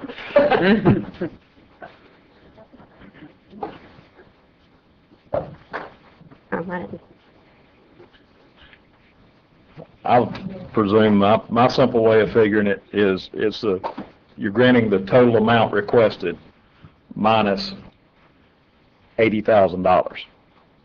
Well, it's a little more Minus than that. because you got minus the 3%. $70,000 and the 3%. What is the 70? No, you got a $70,000 error there in your total request. Right. That's why It automatically comes off. If you just look at the transfer amount, which is the first number, which is, it went from $2,093,000 to $2.4 million. Uh-huh. So he shows an increase of $338. Yes. Included in that was the $71,000 error. Take that out. Right, we took that out. We took out the $52,000 for the 3% increase. Okay. Take that out. I mean, I'm giving you rounded numbers there. Right. And then you said you were going to give him only $100,000 of his $180,000 request for vehicles. So we took out 80 for vehicles. He asked for 180 based on our, the numbers we were given. I think he said he used 190. Right. But the numbers that we were given were 180 for new vehicles. You're going to let him have 100, so you're reducing it 80. Sherry, I think everything would be clear if you would, you give us a $2,600,000 figure before. If you will give us the 2013-14 proposed budget number at the bottom of that deal, we'll know where we're at. Exactly. Could be somewhere around 269, 27, somewhere in there. The bottom figure going from the 2.8 will Yeah. go to 2,606,473. That is only $135,000 including the cars, which does not include the gun. Yeah. Because the cars, that's the cars and the life, health, and death. I mean, that's only $135,000. All right, but, well, and you also have a reduction to your beach driving permit budget. And you also have a $71,000 error. All time. Now, let's move on there, get it right. Well, we've got a motion and a second, and I do want to see that bottom number at the end of the day, and you say it's 2 million. Let me find it again. 2,606,473. 73, that's what I got right here. 606, 473. So you, okay. So we've saved $150,000. Sheriff, I don't want you to get messed up here, and I don't want us to get messed up here. I think we can live both sides with what I put out there. We have to make sure we have our numbers correct. The number that the clerk's office give us is 2,606,73 is that bottom number, and that's a reduction of $150,000 basically. Yeah, from 2.8. And so I think that's where we need to be. I agree with you if we have our numbers correct, Michael. We'll talk after this. If I'm understanding it, it's my total request minus the 4%, that was the 1% error and the 3% raise, and then minus $80,000 of the $180,000 requested for vehicles. That's right. Okay. Michael, we don't need to talk after the vote's taken. When we take this vote, that's it. We have everybody on the same page. We got to get everybody on the same page. Would it be more comfortable for everybody that we just table the sheriff? Because, you know, we're working off of some numbers that just at the last minute, she and Sonia were talking about I think the yesterday. board always reserves the right to come back in with these budgets if we need to tweak them. We've spent 30 minutes on it already. I'd like to go ahead and clean it up, get her out of it, get her away from him. He may get a call. I think at the end of the day, the clerk understands the motion, and they will continue to work on the numbers. Let's go ahead and approve it. If we need to adjust those numbers at a later date, we can do that. We can do that. Okay, that's fine. The board understands where we're at. I think the sheriff understands what direction we're taking. So, As long as everybody agreeing with what's going on, just we're good. on the same We're page. good. I know what the bottom number is right here. Now. We holler out on them and everybody go to talking to each other. 606, 473 is where we're at. That's exactly right. 473. I got a motion on the floor by Mr. Michael Moore, got a second by Mr. Yeager. Do I have any opposed? No opposed? Motion carries 5-0.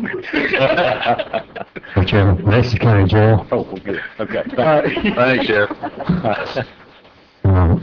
Under personnel costs, other than taking the pay raise out, the rest of it is what it is. And Michael will get me out of this, but inmate medical care, go from $60,000 to $65,000, $5,000 increase. Other contractual services go from 85 to 90, and Michael will need to let me know on that. Last year, Rails leases from 7,000 to 11,000, 4,000 increase.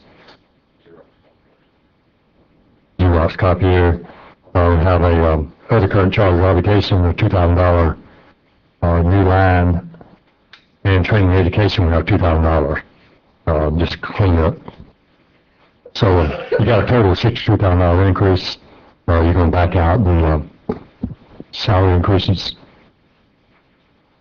The majority of that 62 before you back it out is 46 are things you can't back out, minus the salary increases. That'll wind up being about a 2 or 3% increase.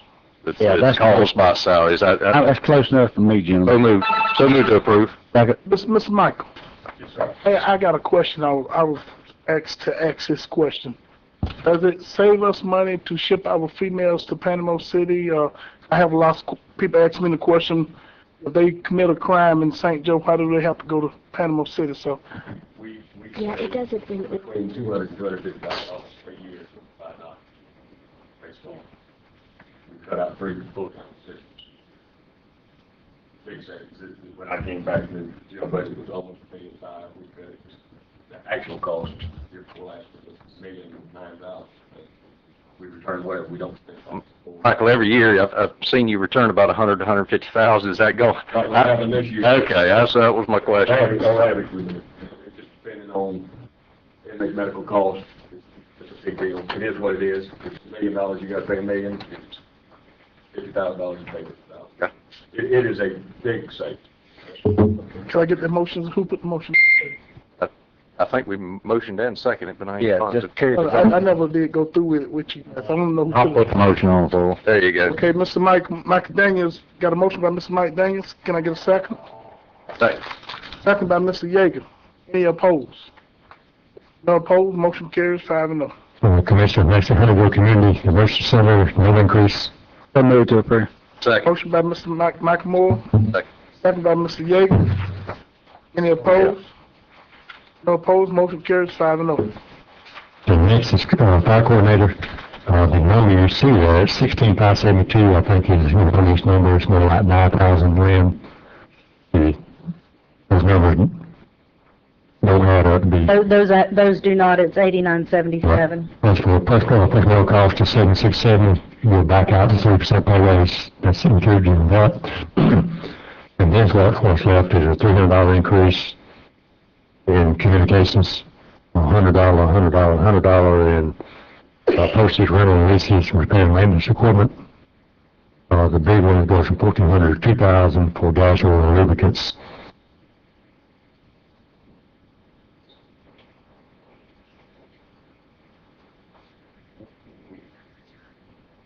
About $1,200 increase in that bottom half, that. Then we need to split that. Don, explain to me on the retirement went from 1446 to 9628. The retirement went to special high risk. Special risk, okay. Special risk, yes. And this is paid through from the fire departments, not out of your return fund, but not out of your. So you know, it's funded out of our fire department. Fire tax, okay. Yeah. I'm good with that. So moved to approve.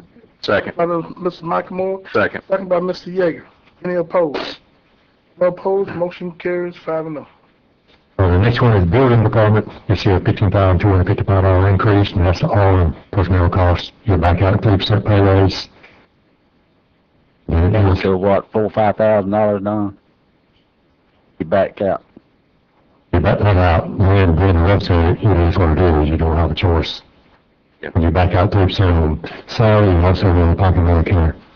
So moved, Mr. Chair, but I want to talk about this for just a minute once we get this approved. Motion by Mr. Yeager, second for, discussion.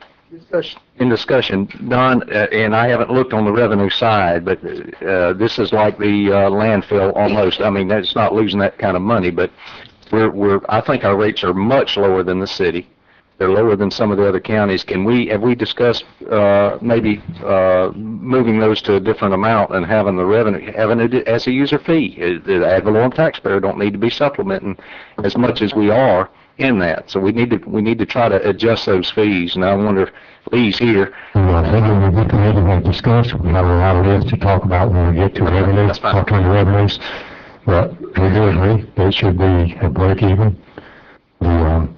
Every time Dick here in the county that's not building new houses, you shouldn't have to help pay for building permits. Right, I agree. As long as we're going to talk about that, when we talk about alternative sources of revenue at the end, that's fine with me. So my second stands whether I second in their motion. Motion, I second. Got a motion by Mr. Yeager, second by Mr. Michael Moore. Any opposed? No opposed, motion carries 5-0. For sharing, next one is physical environment. And that's the money state park says we have to pay out for postal service. You can't change it, it is what it is. So moved. Second. Motion by Mr. Michael Moore, second by Mr. Yeager. Any opposed? No opposed, motion carries 5-0. Conservation and resource management grants. Looks like we have a $500 reduction from $1,500 down to $1,000. So moved. Got a motion by Mr. Michael Moore, Second. second by Mr. Mike Daniels. Any opposed? No opposed, motion carries 5-0. This next one is the planning and zoning department. This is David's. You see this total increase, 3783, 3106 of that is personnel costs. You go back your 3% out of that.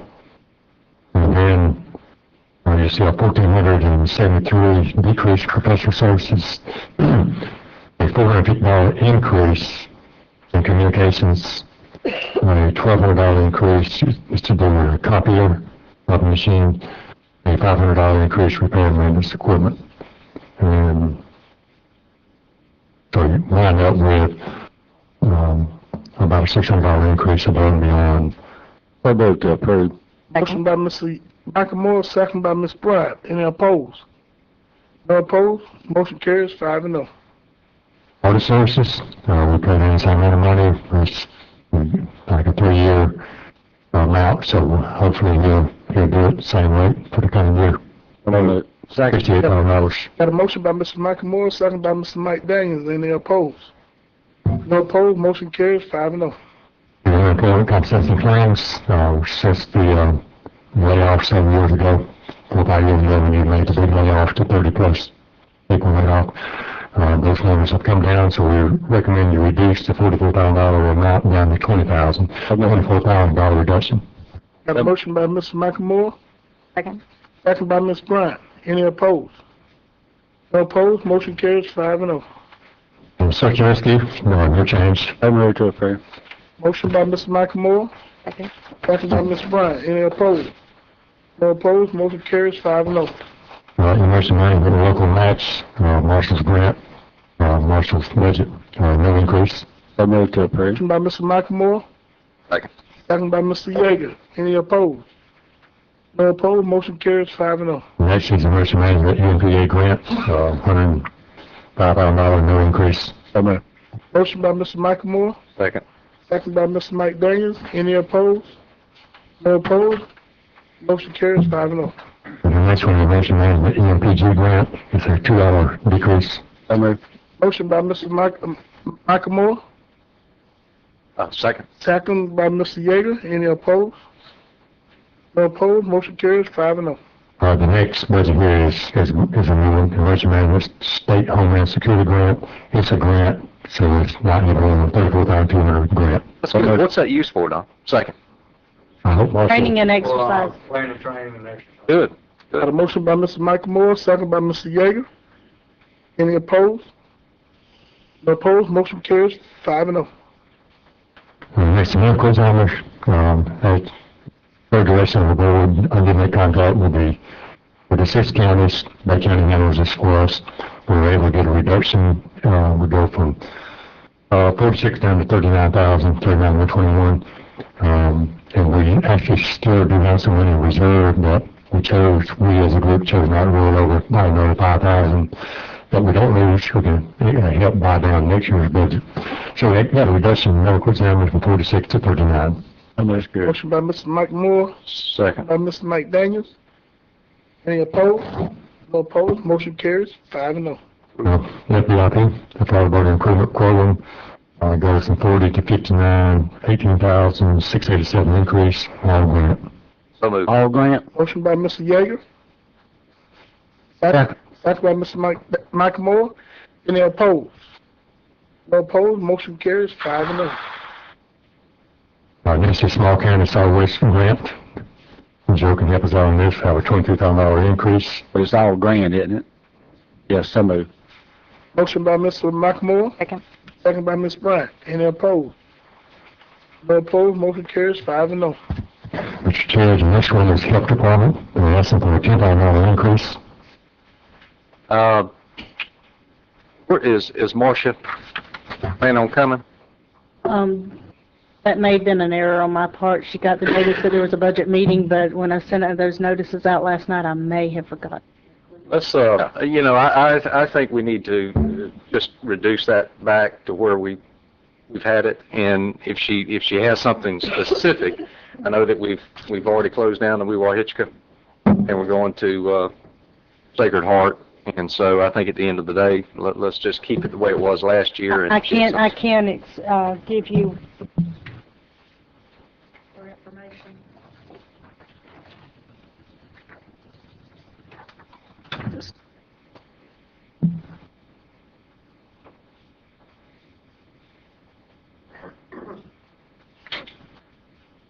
I know, you know, I've had several meetings with her, and her argument is that the state has reduced her budget so much, and I understand that. The argument Had is, provided a letter, Thanks. let's say it had something to do with recent outbreaks. yeah, Mr. Yeager, put that into a motion, if you would, to deduct Okay, $10,000. until Marcia comes before the board, let's just decrease that by 10 and see where we go from there. Motion by Mr. Yeager, Second. second by Mr. Michael Moore.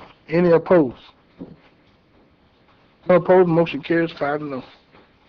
Mr. Chair, next one is animal control. You see the total increase is 21,870.20 of that was truck. The very high mileage truck is a one-man band, and that's the reason for 20. Guys, he is a one-man show, and it's tough to buy equipment in this day and time. Commissioners, may I just please, on his behalf, the gentleman gets to a stop sign and has to get out and raise the hood sometimes to get his truck to crank again. It has well over 250,000 miles on it. Okay, that ain't no mileage. Mine's got 430 holes in it. And they have to hire somebody else to push behind him to keep it going. You know, I 434,000. I mean, at the end of the day, he's a one-man show, and he doesn't need to have a broke-down vehicle. You know, I support him on this. I move to approve it. Got a motion by Mr. Michael Moore, second by Ms. Bryant. 250,000. Any opposed? No opposed, motion carries 5-0. The next budget is Humane Society. The requesting go from 33,084 to 48,600, a $15,516 increase.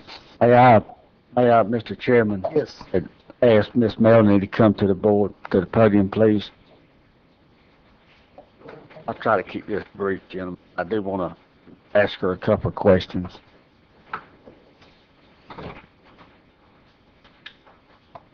Miss Melanie, since 2000 and this past year, let's go 2 years back. If you can give me, and you may know this and you may not, but can you give me a breakdown of the increase of the animals that, I know we started out, what I'm getting at, we started out here 3 or 4 years ago, 5 or whatever, and now we're way up here, so we're not making any progress, don't seem like, on the strays that's out there. Correct. You know, And our actual, just kind of a breakdown, I know initially when we started in 2007, I believe was the initial contract between the Humane Society and the county. Our intake numbers were 355 annually. To date, or actually through 2012, we are at 866 annually. So that's actually been a pretty substantial increase. okay, the monies that, yes, I'm going to clear this up. The monies that's collected by fines, fees, whatever, does that money go into the Humane Society's pot, or does it come back, generate back into the county's coffer? That would go to the county. We do not receive anything in terms of fines Okay. paid directly to the Humane Society. I wished I had the number that the county actually took in last year on that. That would help me make this decision a lot easier. Miss Becky, I know that's reaching way out there, isn't it? It's very minimal, I can tell you that, what the fines are.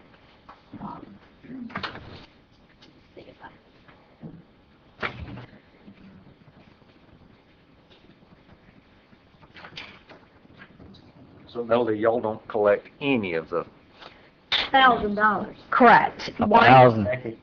We're not making, Dollars is what we have budgeted, and that's based on average what we've been seeing. but there's more money, there's more fine money out there than that. Gotta be something wrong here. Not that we're collecting in our office. Don't have that many. We don't have very many citations written, and even some... Try to correct it before it gets to the citation stage. I got you. Well, you know, I love my animals, and I'm gonna support you. Yes. Well, I will. Mr. Michael Moore, let me ask something. I mean, they tell us we got some of the beautiful beaches around, and our animals walk out there, and there's no charge, there's no permit for the animals to walk on the beach? No, it's not. I mean, is that something that we can consider? I mean, if you put a horse on the beach, you got to have a permit. Put a vehicle out there, you You got to have a permit.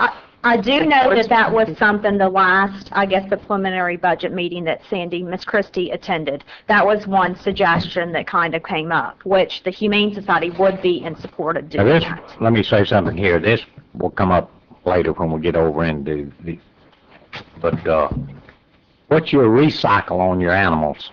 What I'm talking about, how long are you keeping that? I was over there this morning. Mm-hmm. I made a quick visit over there this morning. Yes.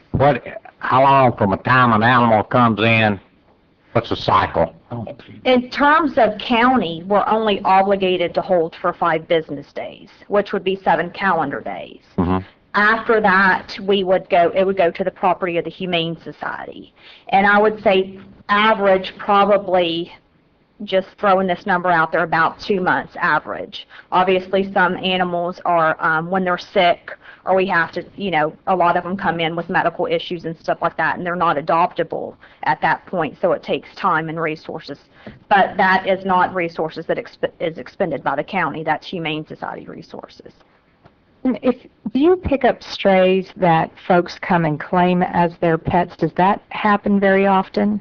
Absolutely. I know, and again, y'all are talking about Roland being a one-man band or a one-man operation, and I will tell you and even attest, personally, Saturdays, Sundays, evenings, I've got called out by the Sheriff's Department. I mean, there have been many times when Humane Society members and members of the general public, Rollins and Weewa Hitchka, we tell them, go ahead and bring the animal here. We'll intake them. We'll do, process them and stuff like that. So, yes, we do. If you have a pet that comes in and someone claims it, there's a fee attached to them picking up that pet?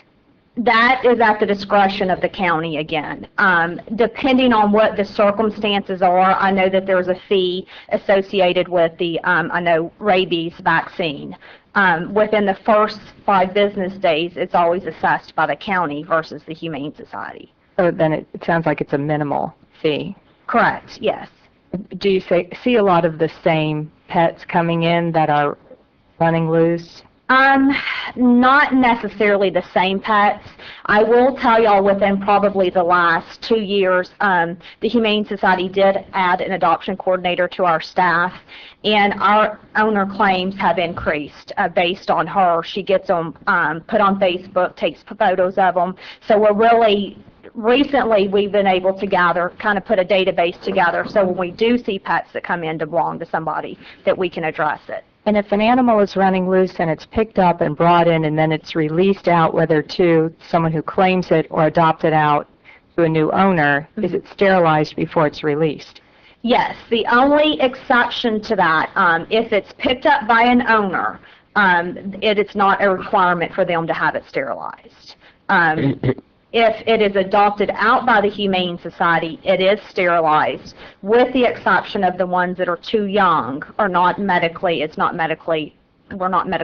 to do that. I think that's a user fee that we need to look at. And here's for another thing that we need to look at, really, this board, gentlemen.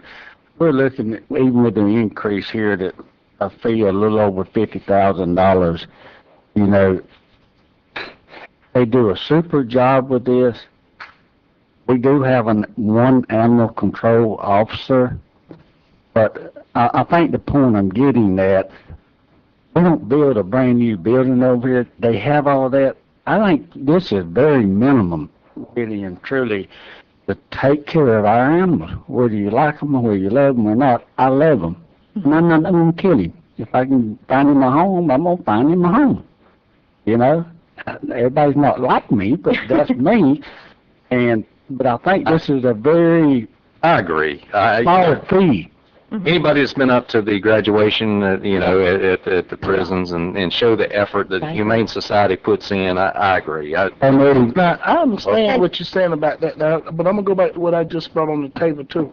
It costs money to put a horse on there. Yeah, well, that's something that we can look at. It costs money to put a vehicle on the beach. I think it would be difficult to enforce licenses for dogs to walk on the beach with their owners. I mean, clearly they need to be on a leash.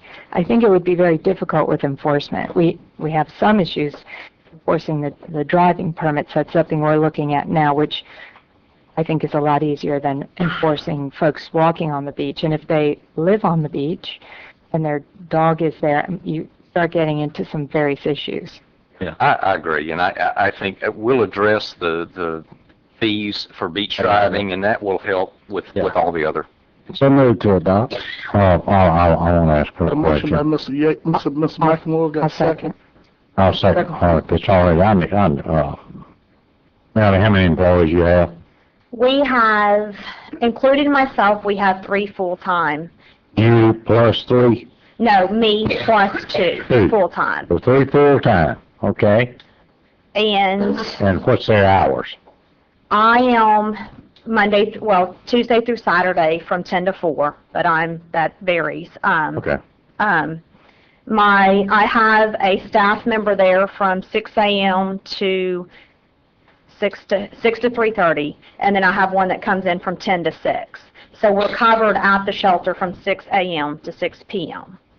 All right, I'm going to ask some questions here. And first of all, I have animals. Had them all my life. What provisions could you do over there to help minimize this expense? What can you do to cut corners? I cut corners every day myself. Tell me, your food. Yes, well... I went over this morning to see, and it's rumored that probably average a 5-gallon pail a week of food is just thrown away. Well, can you shed any light? Are we wasting food? I know the inmates go over and takes time away.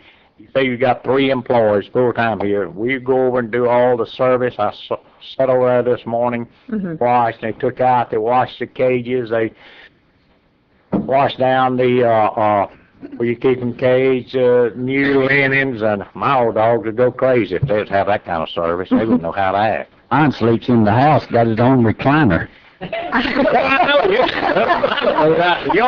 will tell you, Mr. McDaniel, a lot of our procedures are put in place with it being a humane society, we have to be very strict in terms of sterilization. There were times when we would, quote-unquote, recycle the food, and what ended up happening, you're cross-contaminating. A lot of the animals that come in are sick. They have, if one particular animal's sick, if you're adding the food back to let's say, the general bucket, you're risking that you're going to infect the other animals. I do know that we do many times, I personally go through the kennels and gauge what the animals are eating, what they're not eating. I feel like that we use a minimal amount of food to feed the animals, but obviously we have to make sure that the animals are not hungry. We have a very good relationship with Science Diet, who provides our food free of charge. Now, and this may help Mr. McDaniel just a little bit now. I do know that Humane Society has a spade and neutering program, and they got $20,000 grant for that program, which is extremely very good program. And I think the goal there is, and I hope we start seeing this later on down the road, is to get the population down from coming into the Humane Society. If we get the population down, therefore we'll get the cost down. That's right. One of my questions was, what's the cycle time? And these animals, and I don't like to use, you have to accept this euthanization on them. Some animals are just not going to go out. And if we deem them unadoptable, then they're put down pretty early on.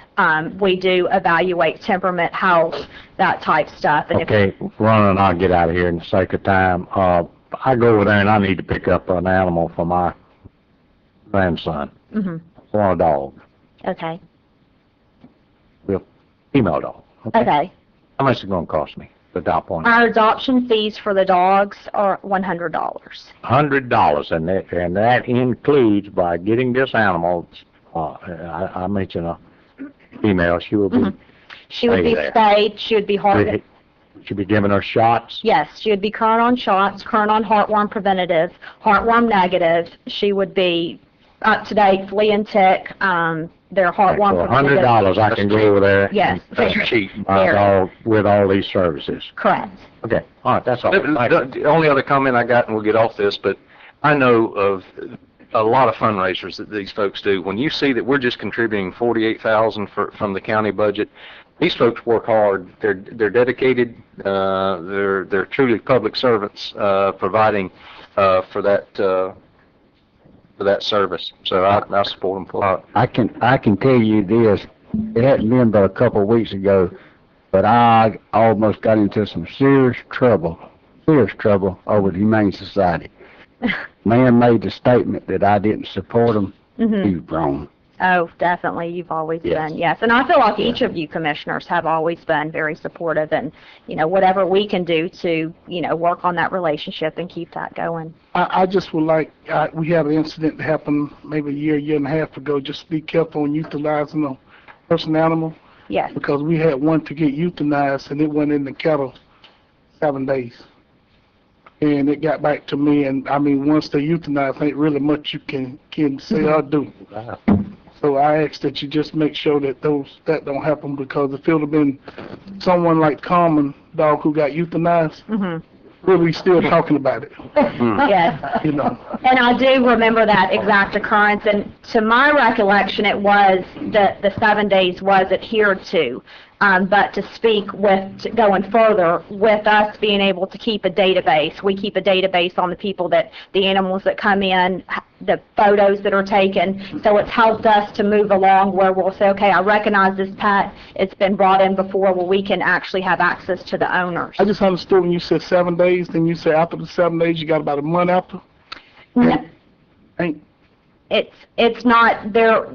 I'm saying on average ones that we deem adoptable, usually. Right. Well, I know that particular dog belongs to some kids. They went to a funeral where someone got drowned. When they come back, the dog was dead too. Yeah. So they got a double whammy. So I'm just asking that we just be careful. Absolutely. On euthanizing, because when you euthanize one, the dog is gone. Yes. So let's just be more careful on that. And I will tell you, as a humane society, euthanasia is our very last option. I mean, unfortunately, it has to be done, but if there's anything that we can do to prevent it with all other measures, we would do that. Good deal. I got a motion by Mr. Michael Moore, second by Ms. Bryant. Do I have any opposed? No opposed, motion carries 5-0. Mr. Chairman, Mr. Chairman, I don't know, some of these folks may want to eat lunch, so we still got a long way to go. Do y'all want to take a lunch break? Yeah, 30 minutes. 30 minute lunch break. That'd be great. Okay. I got a motion for 30 minutes. He says for 30 minutes. You know what they do? Get over there.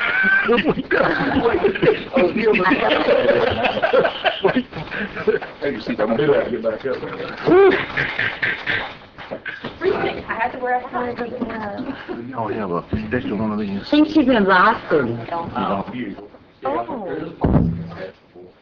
Mr. Chairman, you said there lunch, you want to go ahead and cut the rest out of the sheriff's budget.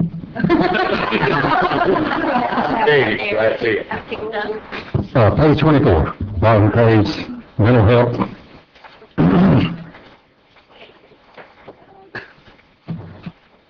The first is Dallas Clinic, got a new $6,932 request. The second one is aid to ARC, no change in that one. The third one is increase senior citizens from 26,659 to 34,000. And the next one is also drug transportation on ARC, no increase. So you got two there. You got senior citizen health care increase. You got a new Dallas Clinic. Explain that. This has been here before. It's been in the budget before in about the last couple of years.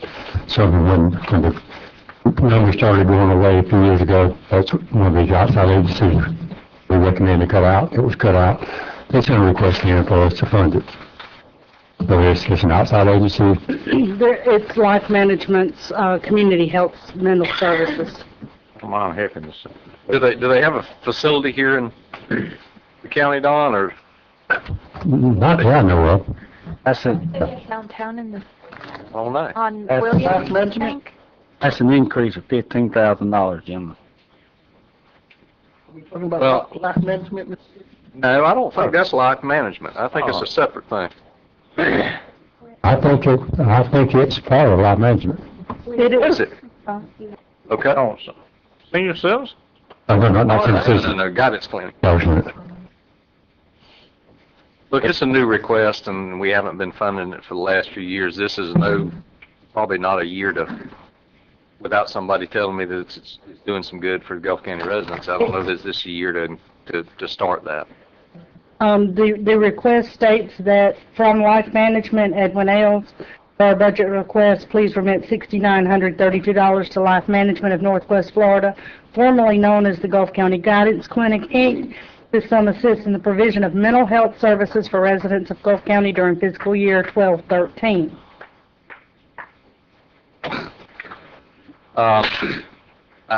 Again, I don't. They've been asking for it each year. Used to give it to them. Yeah. Yeah. Yeah, we used to get it last couple of years to have it. Yeah. And the only other increase there is an increase for senior citizens from 18,614, I'm sorry.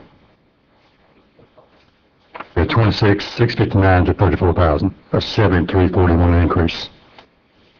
I was just wondering what the 6932 for the guidance clinic did for Gulf County residents. If I could have some clarification on that, I might better support it, but. They actually, is that the one that they give us the report on each month? I can't remember if that's Life Management or if that's, I've got something in my head that they have so many hours per month, but I'm thinking that may be legal service. I would make the motion to take out the 6932. Senior Citizens always does good work in our community. That just balance that out right there. So I A would make the motion by motion. Mr. Yeager. Need a second? I'll second the motion. Second by Mr. Mike Daniels. Any opposed? No opposed, motion carries 5-0. Taking this one out. On page 25, Okay. Liquid Healthcare Responsibility Act. First part of that is no increase. That's your state required $4 per capita for every man, woman, child in Gulf County. So moved, it's mandated. It's one of those mandates. Motion by Mr. Yeager. Second. Second by Mr. Mike Daniels. Any opposed? No opposed, motion carries 5-0. The second half of that goes from 1,368 to 13,420. That's a $12,052 increase. And that's for two things. One is daycares and one is care. Senior It's for chemical yeah. Mr., is that grant funded, Mr. Butler? No, sir. It's a new request. Now this year, county has funded these type things in the past, but when times got hard, quit funding them, they've made a request again. We can't sit here and fund a $13,000 increase, gentlemen. I agree. I'd support not to fund that, keep it as it is. Got a motion by That's my Mr. motion. Michael Moore. I'll second his motion. Second by Mr. Mike Daniels. Any opposed? No opposed, motion carries 5-0. The next one is Gulf County EMS Department. Asked Houston to be here today, and he got some things he can tell you. The first part with personnel services, it is what it is. The big item, I let Houston start with a $4,000 increase, other than contractual services, go from 6,000 to 10,000. All right, I'm gonna start up here at, right below the, salaries. The good news is our revenue's increasing. We've got more runs, our revenue's approaching, we project by the end of this year it's gonna be $950,000. Much improved. Much improved. Absolutely. Now, along with that comes a cost too. In line item, professional services, we had, administrative costs, we have 18,000, we're increasing that to 48,000. The reason for that is because EMS Consultants charges us 5% on collection fees. So the more we collect, the more we gotta pay you. Right, so if you make more, you gotta pay more. Same thing holds true with fuel. As the runs increase, the fuel increases, the cost of the fuels increase, so line item, let's see, fuel. It looks like down there, gas, oil, and lubricants went up $10,000. Right. And Houston, I got a question on the $40,000. that's my next one. We just remodeled the building over here in St. J. It needs a new roof. We can get by with the roof that's on it now, just making sure we watch it. There's a couple of weak areas in it.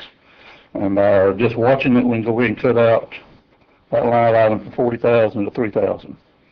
Okay. I would appreciate us putting that off a little bit. That'll Okay, so we're gonna scratch the 40. Right. And just make us 3,000 there to help maintain the roof and what other building we need to do. Okay. Educational costs, we just moved that from one line item to training, education. This includes our CEUs we have to keep maintaining every year, and also includes sending someone to EMT school or maybe the paramedic school. We also do a lot of community training too out of that. So we're going to maintain it where it's at. Down in line item 6401, we have $50,000 in there, which was kind of a dream. Rolling it over for the next 3 years and buy a new ambulance with it. That's roll over? Can we cut that out? We're going to cut that out. Okay. Good.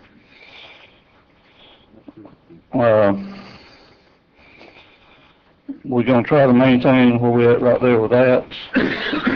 We can possibly cut out some on the 6400 line, but I'd like to leave it where it is. If we have to, we can go to 25,000 on it. Houston, that's for equipment for the ambulance itself? Right.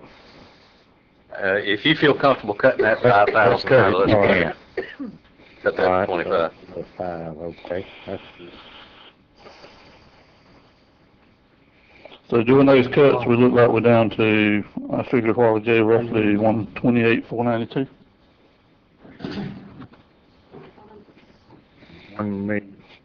That's the big increase we're talking about. What would it be, Sherry? Give me just a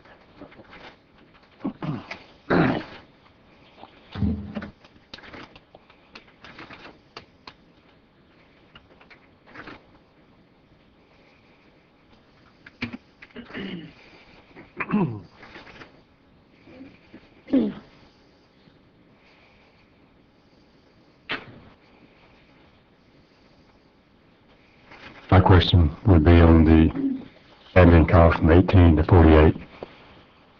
We're doing, before we do the extra work, it's costing 18, now it's costing 48. And it's really been costing more than 18, but it's been pulling it from other parts of the budget. Yeah, it wasn't a true line item. Is this 48 pretty accurate, you think? Well, we already projected at 950 at 5% of that's 5% of a million is 50,000, so we're right close. And we're working on the contract now with Sacred Heart. Is that looking pretty good? Well, if we get that in place, we're going to be clipping over $1 million. Okay. So that's our revenue will be coming in at over $1 million. Yeah. So we're just about at the point that we're not too far from breaking even, balancing out. Right. Well, I appreciate what all you're doing. It's a long way from where we were. I was going to ask you about Mexico Beach, if they started paying. Mexico Beach, they've been paying, it's all coming out in the black now.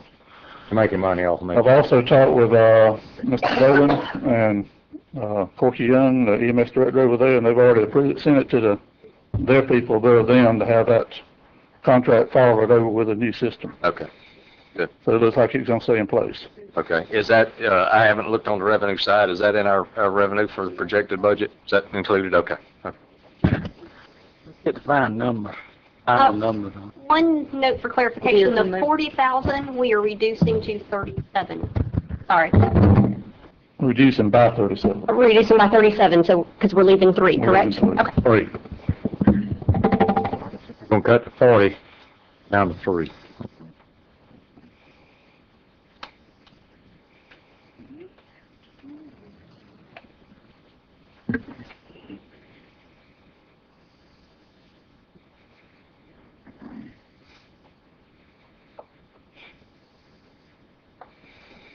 If you take those cuts, I know this is just the first round of them, many rounds. ones are cuts.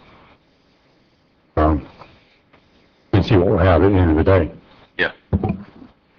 Houston, let me ask you a question here, a couple of questions maybe. And we'll take this up possibly later today or another date. You and I, we talk weekly. Mm-hmm. We do. We talk weekly on everything, and it's like things going smooth. Coming on with the attorney drawing up this contract with Sacred Heart to help implement on all these transfers. That'll really help out there. Plus, we get to retain whatever we get from Medicare, Medicaid, TRICARE, private insurance. So, but again, have you talked about run fees, maybe elevating the run fees a little bit? Have you got any numbers? We set numbers on that, $75 for a dry run fee, $150 for a dry run fee where we do an intervention, like giving P50 or something like that. Yeah. But it's pending your approvals. Okay, so that'll be coming up a little bit. Okay, Don has it all. Which is not going to generate that much, but it will maybe also help some of the stuff that we should be doing. Going to grandma's house, check her blood pressure? Yeah. 20 miles away. I'm only waiting for a number just as we talk, because this is for the budget review in the back of your mind. One day, we got to start replacing them. We got 4 ambulance in 5 years, 6 years. So we're not escrowing money like we did in the good times. And we're taking out, because it is still a bad year, we're taking out what he's asked to escrow. People loan, and it will come sooner rather than later, much sooner rather than later. We got time, just like that, by work revenge and like that, replace all this other stuff. So that's coming. He's putting it off. I agree. I mean, that's got to be. I mean, that's what we've done in Public Works, and then I think we've cut to the point and put them all to the point that we got to start that going back. But Houston, if you could give us a plan that you think would work over the next few years, later on in the year. I mean, it's nothing you'd have to do now, but. Well, the cost of an ambulance right now is about $150. Is that outfitted? Is that? Yeah. That's using equipment off our old trucks, moving to it also. We got $25,000 monitors on there. We can reuse those. How many ambulances we got now in the county? 7? 6? We have 8. 8? Houston, did we get any of those ambulances by grant funds? Yes, we got 3 down here by grant, I know, the last 3. Those matching grants. And then we had 2 remounts in north end of the county by a matching grant. We're still looking for grants too. Yeah. Shorten that fence. Yeah. I have your totals. $92,000 worth of cuts, plus the $29,881 for the 3% would bring the EMS budget total to $1,247,642. 47.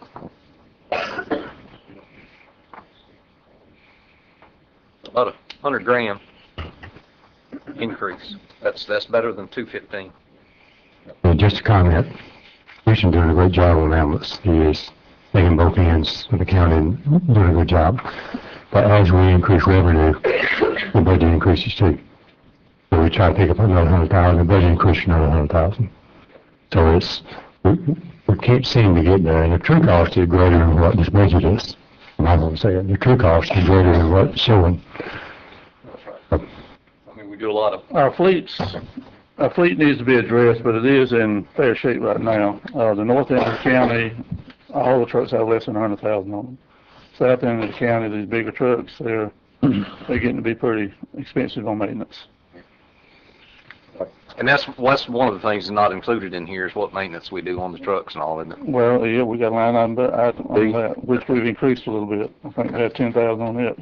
One of them was over this morning having repairs on it over at Public Works. So moved for this budget. By Mr. Yeager. Second. Second by Mr. Mike Daniels. Any opposed? No opposed, motion carried, 5-0. Chair, top page 26, commodity program, no change. Motion by Mr. Michael Moore, second by Mr. Mike Daniels. Any opposed? No opposed, motion carries 5-0. We got the engine. Yeah, Maybe we missed on the bottom. let's get bottom page 25. Yeah. Welfare, indigent care, thanks to all the lobbying efforts. Yeah. The number went from 282 down to 204. I move to adopt. Okay. Got a motion by Mr. Mike Lamore, second by Mr. Mike Daniels. Any opposed? No opposed, motion carries 5-0. One more interjection. If the present law does not change in a few years, this number would be 444 based on the new formula. I mean, we got a great deal for the short term. Long term, it could be a disaster. It's not. And it's still working. Yeah, they've actually committed, the legislature is committed to me and the Small County Coalition and to the fact that over the next 2 years, we'll work on that issue. One of the things that they did is they changed from a user fee basically to how many people you've got on Medicaid within your community. And if that happens, all of the smaller counties got much greater folks in that deal, and if you start charging just by how many you've got instead of actually what they use, then that could be a problem. So they've committed to work with us over the next 2 years on making sure that cost don't run us out of business.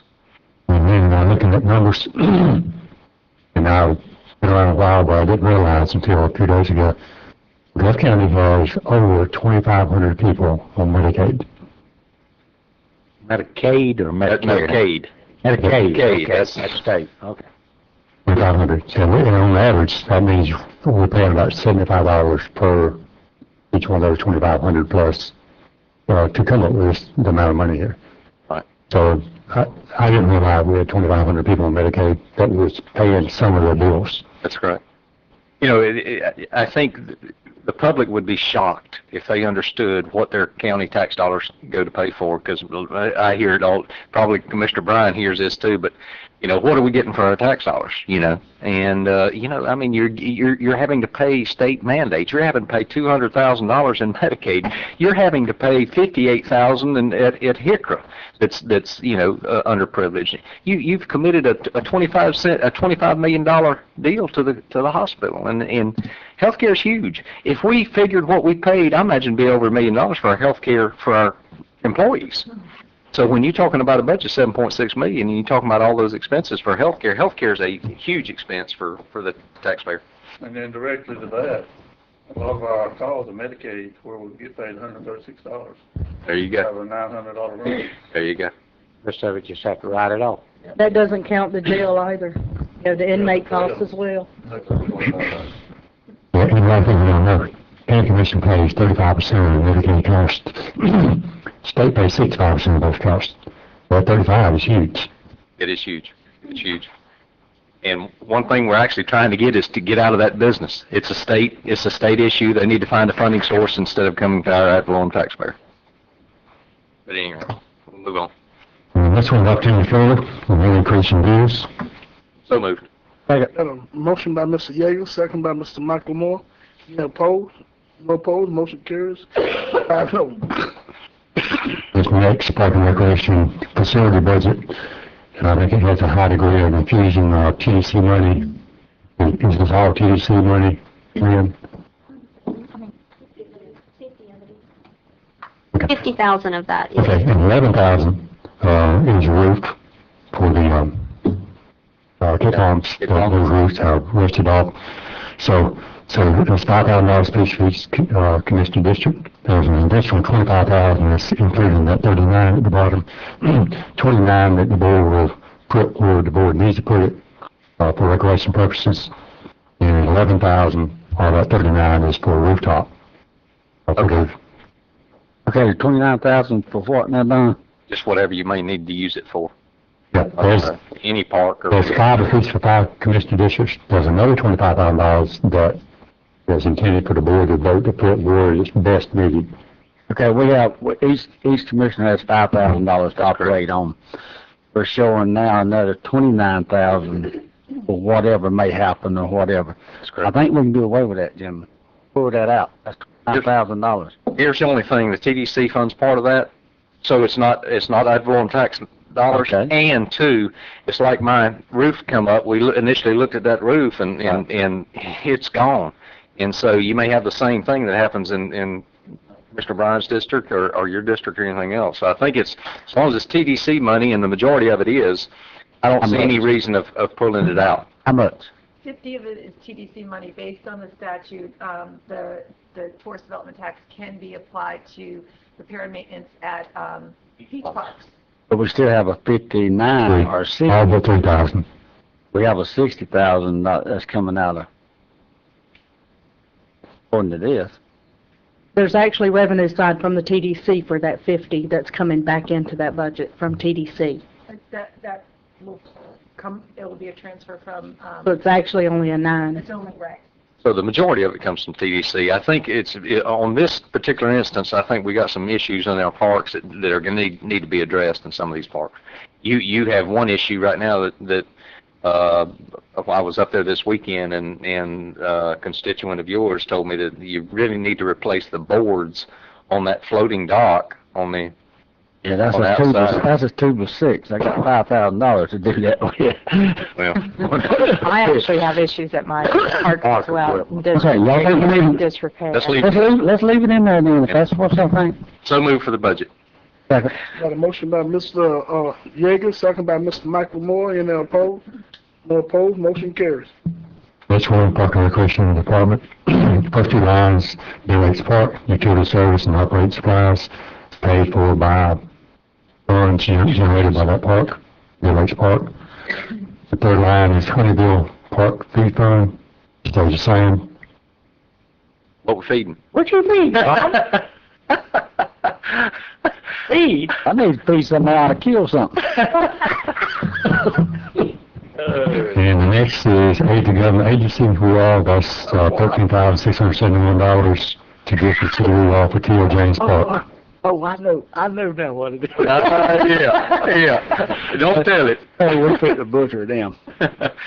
Them goats. Yeah. Them 2 old ducks. We're gonna have to eat them. I mean, really, it's the $1,000 to feed goats? Oh. Goats and fish. Like it is. Goats and fish. You did have a deer down there. You got rid of the deer, right? Yeah. That deer got mean. What's the purpose of the goats? For the kids to play with and for the park. They're in the park? Yeah, they're caged. They're fenced in, Well caged taken in. care of. We have They 2 sound ducks. like they're well taken care of. Oh, they are. One thing I will say about this particular Parks and Recreation budget is there's a revenue side to this. The Dead Lakes Park basically pays for itself. Some of the fees from the Honeyville Park pays for itself. So there is a revenue side to that we're not looking at too. So, I'm okay with it. I'm looking for some rabbits. Good Lord. Who I got a motion by? So, moved. I got a motion by Mr. Michael Moore. I'll second. Second by Mr. Mike Daniel. Any opposed? No opposed, motion carries 5-0. Page 27, State Attorney, State Attorney admin, no change. So moved. Motion by Mr. Michael Moore, Second. second by Mr. Mike Daniels. Any opposed? No opposed, motion carries 5-0. Next is Public Defender admin, actually went down $1,041, down to phones. Second. Got a motion by Mr. Michael Moore, second by Mr. Yeager. Any opposed? No opposed, 5-0. Next is General Court admin, no change. Got a motion by Mr. Michael Moore, second by Mr. Mike Daniels. Any opposed? No opposed, 5-0. Next one is Public Libraries, the amount attributed to the board has not changed. The state has reduced the budget by $4,781. So moved. Got a motion by Mr. Mike Moore, second by Ms. Bryant. Yeah. Okay. Second by Ms. Bryant. Any opposed? No opposed, motion carries 5-0. Next one, Extension Service, Roy is here today, and he can better explain this than I could. It looks like to me that most of this is going to be retirement. Is that right? No? Yes, son? Roughly $9,000, and you do your 3% out of that. Yeah, I'm good with that. Let's, Roy, how much of this is paid by the state? Or No. state of Florida? I mean, University of Florida. This is in addition to that. This is in addition to, okay. That's what I wanted to clarify. Yeah. Okay. So moved to adopt. Got a motion by Mr. Michael Moore, Second question. second by Mr. McDaniel. I don't see any, building maintenance. Am I just, you know, we have to do the maintenance. Those are all, on buildings. those are all in the utility maintenance and They're, repair maintenance. they're and other factored in departments. there. No, not into the extension service, no, those are all Board of County Commissioner costs elsewhere. That's in the different bit. He comes We to the pay board. for that from the board. I know they do, we don't let him have, well, I'm just figuring, I know we gotta do some outside trim work, and replace a board or two and some painting, I just. That's phase 5. No, we do. Hey, we're right there. Probably tomorrow, that'll be it. We gonna cook Jeremy a cake over there. But I got a motion. Okay. He seconded it. Okay. Here, Mr. Chairman. Already carried. No, not this one. Got a motion by Mr. Michael Moore, I'll second it. second by Mr. Mike Daniels. No opposed? Any opposed? Any opposed? No opposed? Motion carries 5-0. Top page 28, soil conservation, that's the U.S. Soil Conservation Service, and it's a $260 increase. So moved to. Got a motion by Mr. Michael Moore, Second. second by Ms. Bryant. Any opposed? No opposed? 5-0. Next is courthouse facilities, goes from 5584 to 12083, a 6479 increase. And I'm hoping, That is a designated fund. It's, I believe actually grant funded, and that was the amount left over, estimated cash carry forward. Last year when the budget was done, it was assumed it'd be spent, and it had not been, so that's why that you're showing an increase, but Is this for the courthouse down here, courthouse in Louisville, or it doesn't matter? this courthouse here. This courthouse? house here, I'm Okay. pretty sure. So we've got $12,000 in there. Okay. That's over grant too, so. So moved. Got a motion by Mr. Yeager, second by Mr. Michael Moore. Any opposed? No opposed? Motion carries 5-0. Information system, court technology, goes from 20 to 49,886, 29,886 increase, and that is not ad valorem. Oh, it's not. So moved Based to. on fees are collected through the So moved to adopt. Got a motion by Mr. Michael Moore, Second. second by Mr. Yeager. Any opposed? No opposed? Motion carries 5-0. And Arkansas Coast Fund, 10186, this is money set in the fund. So moved. Got a motion by Mr. Michael Moore, Second. second by Ms. Bryant. Any opposed? No opposed? 5-0.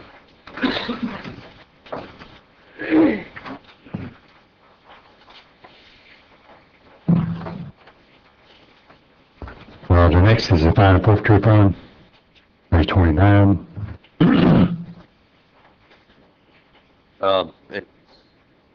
I can help you with that one. You can make one vote for the whole fund.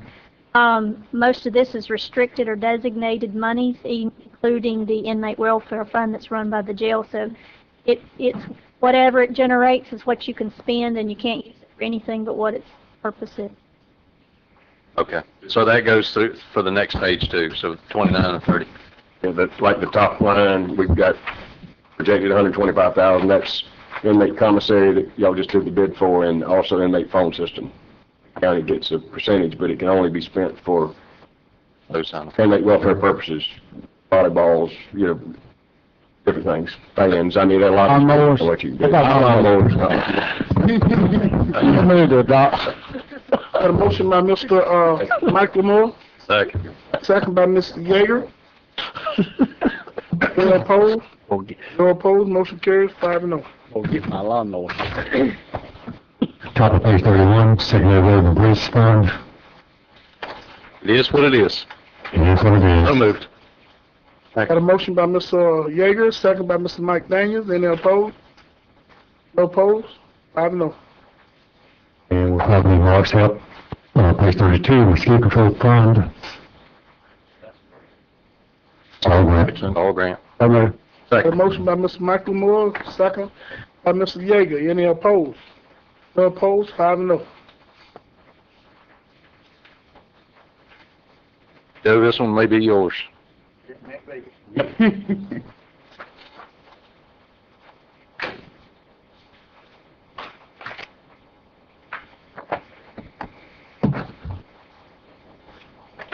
Sorry. Okay. Public Works. First one's financial and administrative. We got some changes to make on here. Where we at? You're at the top of expenditures, Judge? Yeah, page 34. 34, okay. 33 over here. I went to 33. All right. Okay. We're obviously going to take out the 3%. 3%. We come down into buildings. I have $15,000 in here. I understand that somebody somewhere has money put aside to give us internet access over there at Public Works. Is that correct? That was taken, That was taken out for our fiber optics? 17 in communications. 32 that I took out. It's always supposed to be in there. 32 was for the tax collector and the property. 17 was communications. That's different. That's a different. Okay.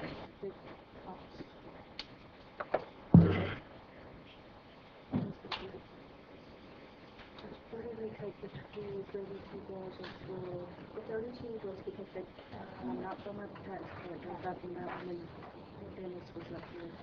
Let me track that. He took 25 out. Less 20.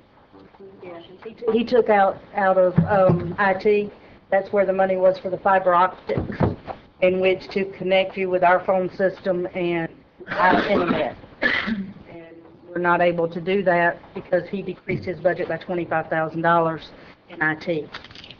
Do not have the money to buy the fiber optic in order to connect Public Works. All right, I put that money in there for fiber optics. Which line item we're talking about now? $15,000 under building, 62,000. It's, Okay, I got it. 63,682. No, sir. The one above that one. 17.5. 75. Joe, is that something is that a definite need? In overall cost, that will decrease the cost of his operation over there Operations. because we're already paying for internet, but through the communications line item that we increased 17,000. So we're already paying for internet, we're already paying for phone service. The only increase we would have would be the leasing of the phone equipment. He actually has a phone system that he has to maintain now over there that runs independently. It would decrease all of his phones, phone lines and everything that he currently has, as well as his internet, DSL, all of that would go away.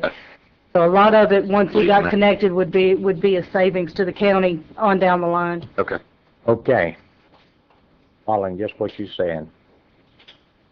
When we get in the new facility, all this be compatible to switch into there? Our original plan for that was, and I'm not sure if Joe included enough money to do this, but our original plan with IT was to actually run the fiber optics to the new building and channel it to the existing building and basically connect the two so that they would have the connectivity and we wouldn't have to redo anything later. So is that kind of in line what you... We've got our IT out here now too. That's in line, what you asked about before though, would the equipment be compatible? By the time you get around to doing that building over there, the equipment will be obsolete. Yeah. All right, what are we going to do about this? I'm good with leaving that in. There's a couple other line items we're going to have to talk about, but I'm good with leaving that one in. Okay, the next one down, 63,682. You can scratch that. That was carryover money for the new building, and I understand that it's been essentially paid off. You might have a CO outstanding. So scratch the 63,682. Yes, sir. Okay, I added a little bit improvements to building. The trailer's kind of settling a little bit. We need to balance it out.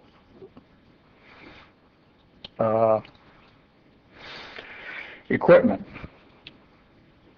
I added $205,000 for an excavator. and $120,000 for a fueling system.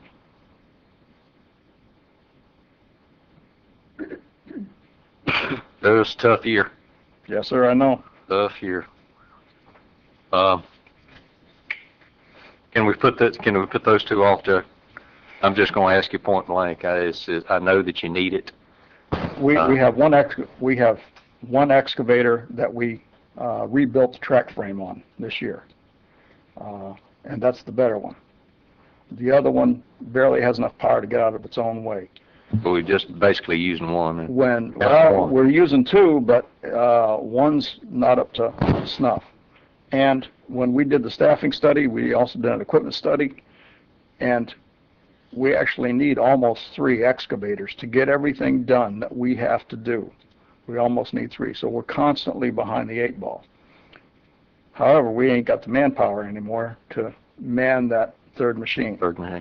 At some point, if we get down to 1, we are going to get way behind, and then it will be a matter of certification on cleaning our ditches, etc. So what was the second thing you had out there? A fueling system for 120. What would that do? Just keep up with what fuels you're giving into what equipment? No, well, not just that. It would give us 2 10,000-gallon tanks instead of 2 1,000-gallon tanks. Well, let me, if I may, on this, Joe and I talked to this, 2 years ago or so. Yes, sir. It doesn't make sense to me for the county to pay at the pump, like I do as an individual. If you had the fueling system, we don't have a fueling system here. We have a better one that the county abandoned up in the north end of the county when they moved Public Works here. But a fueling system up there, I mean, it was top of the line. But we need where we can buy these tanker trucks, haul roughly 7,000 gallons of fuel. We need where we can, when we buy fuel, we can bid it around. We can call Ware, or we can call Ganda, or whoever, and the state has a daily update on fuel. Yeah. You can buy spot price on fuel from the state, and you can get it cheaper. But when you got a little 1,000-gallon tank, they're out there just about every day. Yes. And by bulk buying, where they could put, when we get down, I'm just using an example, down to 2,500 gallons, which is twice what we have now, you put a whole tanker in. You can call around, you can shop around and get a little, 2 or 3 pennies here or there. That kept offset. Our management on the fuel system is failing. I run that fueling system on a 1997 computer. I have traded parts in it. I have rebuilt the thing 2 or 3 times over. We can't run it on current computers because it's an old DOS machine. So we are, when it goes, then we are back to a manual system. So it sounds like you're making a good argument for the fueling system, but I think that I'd like to hold off on the excavator until the following year. If you think that that's a better use of the funds, can we do the fueling system for the 125 and then cut the other out? I'd really rather swap it around. You really had? I really would, yes. We can suffer through on the fueling system. However, we can't suffer through without an excavator. Now, to purchase one, I know what he's telling the truth. He's giving us the. So how many times a week do you have to call the fuel truck to come and service? Fuel truck is there probably 3 or 4 times a week. A week? Yes, sir. We go through diesel a lot quicker than the gas, but he's there 3 or 4 times a week. But they come when you call. They don't let us run out. Yep. Does it cost a lot more? I would say it's probably a difference between the spot price, about 12 cents a gallon. EMS would also benefit from the fueling station.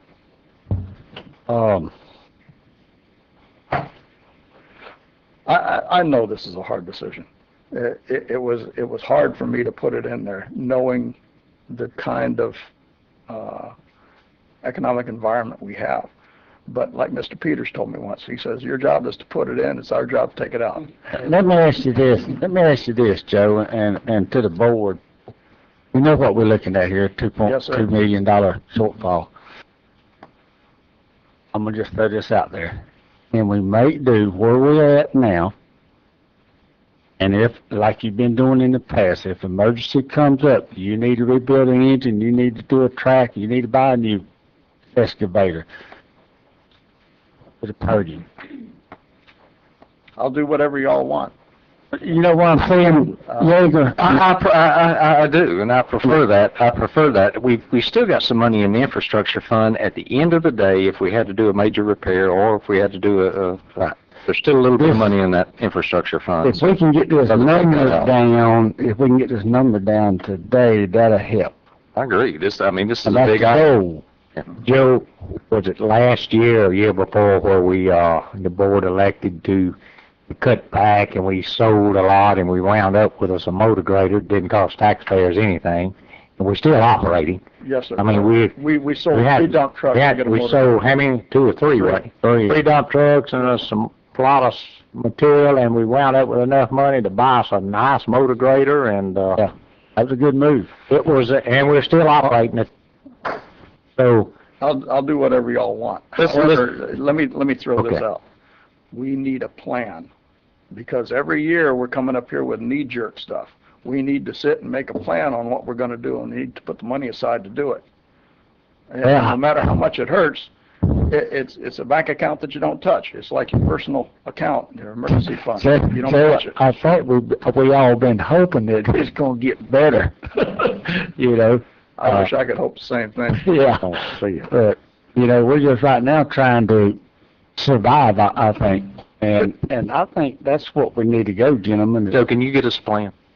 Yeah, can you work on a plan? And I know you've done a little bit of that before, so you've probably got the majority of it put together. But starting in the next fiscal year, of what we need to do to set aside for equipment and other costs. You're talking about this coming fiscal year or the following? No, I'm fiscal year? talking about I'm talking about we're fixing to cut your budget. It looks like to me. But can you come up with a plan for us going forward? Well, if I decide to stay, I will. we didn't leave the fueling system in, is that? No. Are we going to save if we do the fueling system? It sounds like we may That save, was the but whole what's thing the I was pushing savings for going to 2 be? years ago, is try to save it. You would not save the amount of money you would spend to increase your infrastructure. Yeah. Yeah, I'm gonna Even in the say. long run. Over the long term, you would save. It's just a choice, you know, you pay a little bit more up front. Save in the long term. But we don't have the money now to pay up front. That's what the problem is. But you're gonna have to have a fueling system, and once you get it, you're gonna have to have one sooner or later. Well, my biggest fear is that what happened down in South Florida is when they had those hurricanes come through, and they had another one coming up. Fueling trucks would not drive into the area because of the hurricane scare, and they were out of fuel down there. They couldn't start cleanup or anything. Hey, can we do this then? It sounds like there is an argument for the fueling system. Can we cut everything but the 120? Is it 120? Yes, sir. Let's cut everything but the 120 out, and if we're still at the end of this budget, if we don't see that we got that 120, we may come back and take it back, Joe. Okay, but now you saying everything now, Joe, are we gonna be okay with that? Oh, Everything means everything. It don't mean just one piece of equipment. You're not talking about everything. We're talking about this one individual account. We're not talking about. He said everything. Okay, there's more equipment later on in another budget. A couple of trailers and a couple of convict vans. So we're not talking about that, are we? Yeah, we had. Not yet. We had blunt discussions in budget review. We also have more blunt than maybe. If Joe can be blunt, I'm not asking you to be, but at the end of the day, he's giving you the best advice. If this excavator goes out on October 1, you're going to dip into your reserves and buy a $205,000 excavator, but you cannot take the heat from not having one.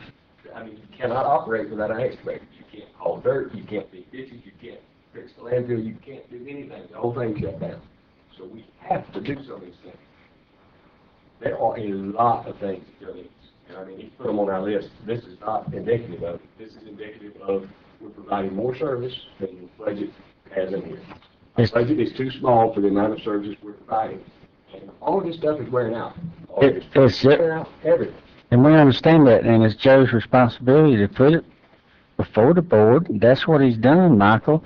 And he sit right there, and I'm gonna disagree with the board on this a little bit, but Joe sat right there and said he would Prefer the excavator? Yeah, the fueling system is something that he'd love to have, but it's something that he could work through. So I think the fueling system needs to be over yonder somewhere, and we need to concentrate somewhere else. But he'd already said that he could do without, basically, make do with the fueling system he has. When this come before the budget committee, I mean, do y'all have a recommendation as far as the budget committee was concerned on which one of these two items, if we did decide to fund one of the two? Did y'all discuss We anything? did agree, we cannot do without the excavator. Because that's one may link on it, may not. If it does it, then you got no choice but going to your reserve. And we would recommend doing that. Let me, Joe, the excavator you have is one up and we were digging that ditch out there right in Hall's bottom. That's the better of the two. Are we talking about the track hoe? I think that's a wheeled excavator. Oh, that was the excavator I saw in there. Was it a track hoe? Track hoe. If it's the track hoe, then it would probably be James running it, and that'd be the north. Yeah, it was way down. I could see it. I wouldn't walk in there. It was too muddy. Couldn't drive in there. Yeah. The engine just is worn out. Oh. We've had it for so long, the engine's worn out in it. Just a comment too, the excavation work, part of that, and David can speak on it also. CRS, we do run a CRS program. Community rating. David heads it up. Part of that is keeping the mosquito control ditches clear, and when they come in and do their audit, they do look at the record of public works and make sure we're clean those ditches on a recurring basis. If you don't, we'll lose that credit given to us. So there's a lot of factors into it. We just don't want to get in shape where we don't have an excavator. Now, Did I ever make a motion? I don't know. I'm glad I didn't, because they might change my mind. Hey, we did repairs on the track. Yes, sir. Is You that know, what the track frame itself, the Yes. big frame that the tracks actually go on? Yeah. We went in and the whole thing. We stripped down the whole thing. We welded plate on it where it was all just rusted through. You could put your hand through the side of it. We welded plate. We treated the metal with a compound that's supposed to keep the rust out. And then we rebuilt the tracks and put the tracks back on. Took about 2 months. Mr. Chairman, just to go along with what Don said, if I may, with the Bigger Waters Act, 2012 Act, CRS may take on a lot more importance than we're giving it right now if the citizens of this county is going to be able to afford flood insurance. In 4 years, there will be no more subsidies. It is at cost. Which is gonna run them rates sky high. Sky high. So, finish up. Okay, we have one track hoe now that we've just did extensive repair on the track. So track should be in top-notch shape. You're telling me now that the engine may be going down? Not in that one, in the other one. Oh, the engine's going down in the other one. Yes. So we got one good one and one that's just on its last leg. So what he's trying to tell us, we need a piece of equipment in order for these guys to do their job like they need to do. Which is a basic service that we have to provide. Yes, so I mean, basically he telling us that, I mean, he keeps saying it's on his last leg. Right now he's talking to us, his last leg might be now. What are you using it? How much would he have to go out and bid it or get it on a state contract? State contract. State contract's 205, Chuck? That's about an average number for the ones that they have listed. They have quite a few listed.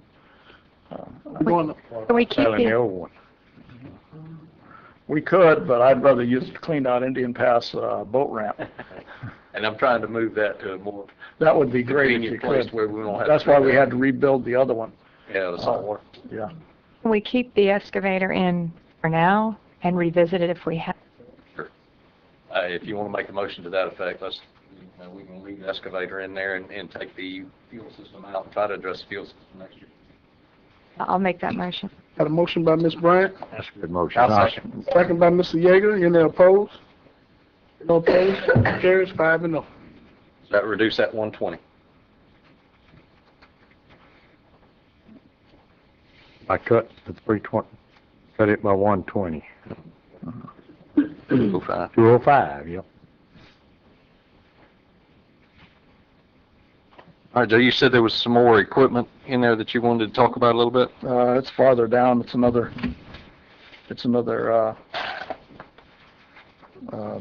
budget account. Facility maintenance. What? Oh, wait a minute. Facility maintenance. That is what it is, isn't it? Retirement and increased cost, which will be reduced by, salaries being reduced by 3%. Fleet maintenance, salaries will go back down. I increased parts and supplies by 11.5. Facility maintenance. We'll do the whole thing when we get.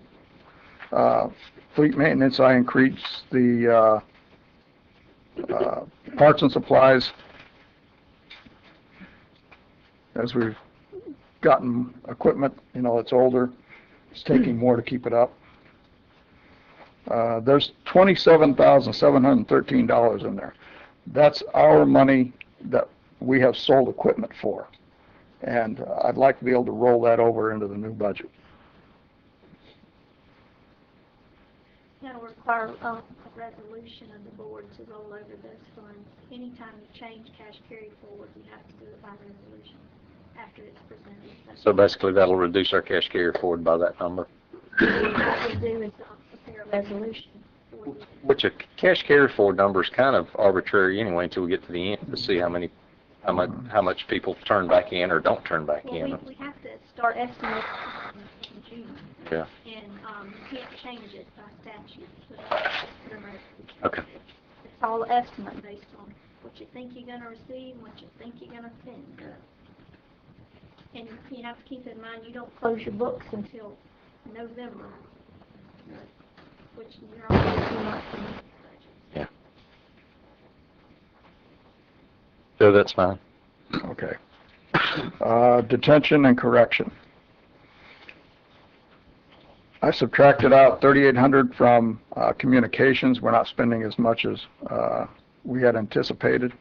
I subtracted out the 8,000 in repair and maintenance of equipment. We have been purchasing, as you all know, new mowers whenever we get a chance, trying to upgrade everything. I did increase fuel by 1,300 and increase tools and small implements to try to keep us ahead of the curve on weed eaters and such. Good. All right. In equipment now, I have 60,000 that I added for 2 extended vans, 15 passenger E350s, and 2 trailers, 2 new trailers. Okay. Joe, is that what we're going to do? Try to do every year to replace, to bring them all up? That's the idea, to try to bring them up. But, I think all of us know that we get probably as much work out of our inmate work crew as for the public as we do anything else. So it's important to keep that up.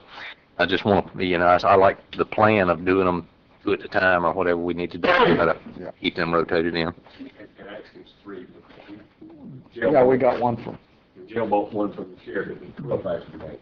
Okay. Low mileage, and we gave our 15 passenger bank.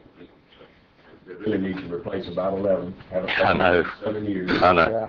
So I know. 4 with over like 250,000 miles. So it's, Yeah. it's good. So probably 2 or 3 a year. Probably 3 a year. Okay. Well, if we put it in this year, then we won't have to worry about an increase in it next year. We'll keep it in there for that. So I'm in favor of that. Solid waste. Okay, professional services, monitoring, and engineering. We go out for permit again this year, and we have some issues up at Buckhorn that require additional funds to take care of that. I've talked to a couple of commissioners and Don about those issues.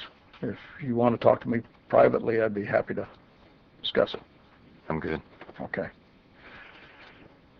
Of course, we increased escrow by 24,000. And training and education, 2,000.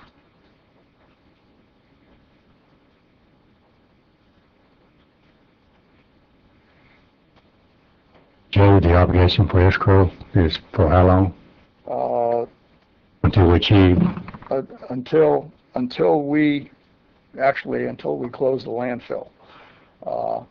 When we determine that we are going to close the landfill, then whatever the escrow should be. If we're over, we're all right. If we're under, we're going to have to make up the difference. And that's why I've always tried to get our engineers to give me the best, probably the least conservative prices, because I don't want to see the county shortchanged. 2018 comes and we have 2.2 million in, we need 2.5 million. They're not going to give you another year to come up with that 300,000. You're going to have to close it in 6 months. So there's not a whole lot. I'd rather have more in there than less, because we're not going to play with it anyway.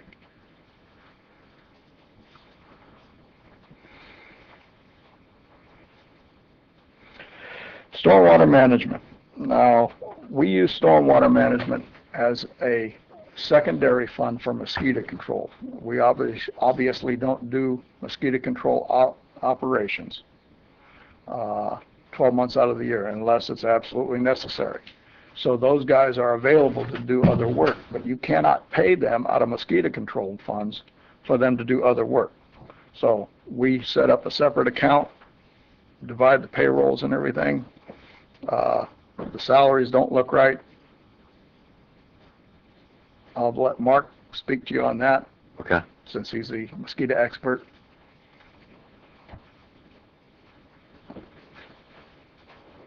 I'm fixing to save you a bunch of money.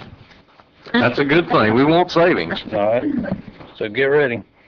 The stormwater management budget that I turned in, which is what Joe said, is for 3 months worth of salaries for 2 full-time people. Not only 2 full-time people, they go work public works. I turned in the budget June the 1st to admin. That's the way the department heads do. And then between Lynn giving it to the clerk and then it getting posted here, it is $66,272.75 too much. I didn't turn that budget in. Okay, good. Now I had the budget that I turned in right here, and we can get those numbers straight right now, and then we'll have at least a $66,000 decrease in that budget. In the budget you have there. That's right. This is what it's supposed to be. And that's... What's the bottom line on that? $24,221.25. That's huge. That's good. Okay. I'm ready to adopt that. Of course, I mean, we'll adopt this whole public works consolidated budget when we get through, but if you can give those numbers to Sherry. Okay, this is what it's... Okay, and, okay. And if you want while I'm here, I'll hit on mosquito control because the same thing's done there. You want to skip? So that savings you just gave us was 63,000? No, it's 66,272.75. Right. Okay. Okay. Now I know I'm getting out of line, but if we go to mosquito control, I'll show you where the mistake was there too. Page 37. Yes, sir. Okay. 37. Just real quickly, if you look at the operations, there was no change except for I did housekeeping. The state requires I move education costs down to training. It's the same. Yeah. The same. Up in the top portion of that as well. What was printed here on the clerks was 342. 689. 689. The bottom number should have been 322, 826.15. That's a savings of $19,862.85. So collectively, that's $86,134.63 that I have no idea how I got on these papers. Okay. Mark, can you give me that 19? I did sheriff another call here. 19,000. I'm gonna buy him a truck. That's a lawnmower. Yeah. I'll let him borrow my push mower. No. While I got your ear on mosquito control, these budgets I'm turning in it's a status quo from what it was the years before, except for 2 of my temporary, actually, according to the contract, have moved up in hours. They've been here long enough that their hours have put them over into step B instead of step A. It's a minimal amount of money that's the increase. It's not a percentage increase. And And the other thing on the stormwater, instead of 520 hours per employee is what it should be to make the 2,080 hours, I added an additional 35 hours per employee because when they work for Public Works, sometimes they work out of class. Yeah. And they make more money, and Joe was taking the hit in his budget for my people making more money in his department, so I added a little bit more to cover. Other than that, it's squared. Now, because of the budget, the way it's reduced back, I know that Carmen has sat with me, and we sat in office, and I showed him what was going on last year during that hard time. We had a lot of rain, and we had to work a lot more. I only budget for the temporaries to work 18 hours a week, so 18 times 4 is the amount of hours that I have budgeted. It's 72 hours, a little over 72 hours a week for my temporaries. In the event that we have bad events and they got to work 6, 7 nights a week, then I'm paying them more than what I had budgeted for them. Now, during the drought times where I can cut them back to under 18 hours a week, I try to make it that balloon I'm talking about. You squeeze too much, but at some point, that little scenario is going to run out, and we're going to have us a bad storm where we're going to have to work a long time, and I'm going to run out because it's only 18 hours a week is all I'm doing for spray for four trucks. Originally, when we went from full-time to part-time, they were at 25 hours a week. I've reduced them down. Now they're only 18. Art, and this, me and you discussed this, when you reach that point, and you will one day, that's when you need to come back to the podium and address this board. We've already put it out on the table. They're aware of it. So if that happens one day. I just want to reiterate, I know Warden, Miss Joanna hadn't been here, or I guess who was it? Joanna? I guess the only new one. She maybe, and she's not here, but I guess that's what I wanted to reassure. Yeah. But I'll come before you when we get to that point. You're doing a super good job for us, Mark, and I appreciate you. Absolutely. Going through some tough times, you know that, financially, but things always get better, and this county will improve. Well, I'll work with any of you best we can do. You know, I'll get it for you. Thanks, Mark. Y'all got those new numbers that you're working on? I've got some of them. We were taking what he told us to cut. Let's go through. Go through it, Yeager. All the way through it and then come out, yeah. Go ahead, Joe. Okay, Road and Street. Now, first off, I don't agree with the salaries here. There shows $28,000 decrease in salaries. What I'm afraid of is that I may have lost my payment out of classification money in there somewhere. And without that, then we can't pay anybody for working out of class. So until I see where that number was arrived at. I just received that this morning from the clerk. I'm trying to work out the individual budgets for each department. I've not been able to get that to you yet. I'm working on it, and I ran out of time before the meeting. Okay. But from what I saw, Joe, that money out of class isn't. Okay, I still want to see it, though. Thank you. Okay. So we can leave that as it is. Yeah. Don't take it as gospel, though. Gasoline, lubricants, up the price in there, up the dollar amount. Maintenance, material for construction and maintenance, I had another couple $1,000s in there. We've been going through a lot of dolomite and such. The last one is maintenance court facilities. As you can see, that has dropped down about $3,300, a little more. One final thing. I have 8 or 9 people that work for me that are getting their health care from other sources.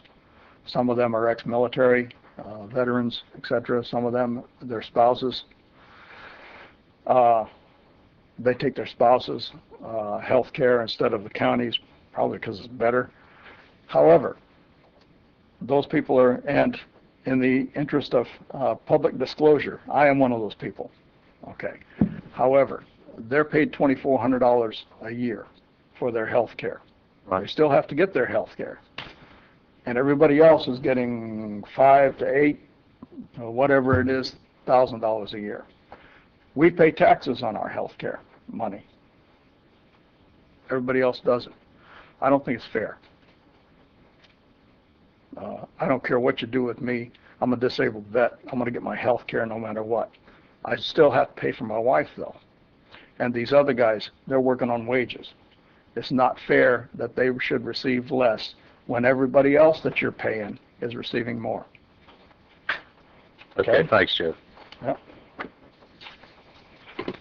Okay, so I think now my numbers is showing somewhere around $206,000 decrease in his original budget, not counting his 3%.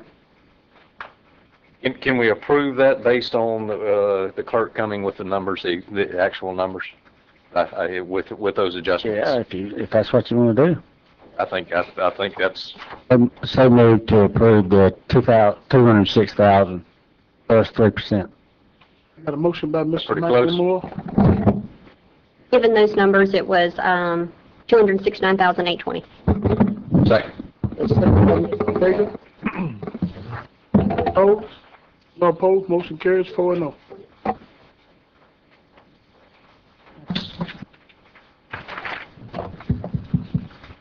Chair, next will be St. Louis Fire Control District.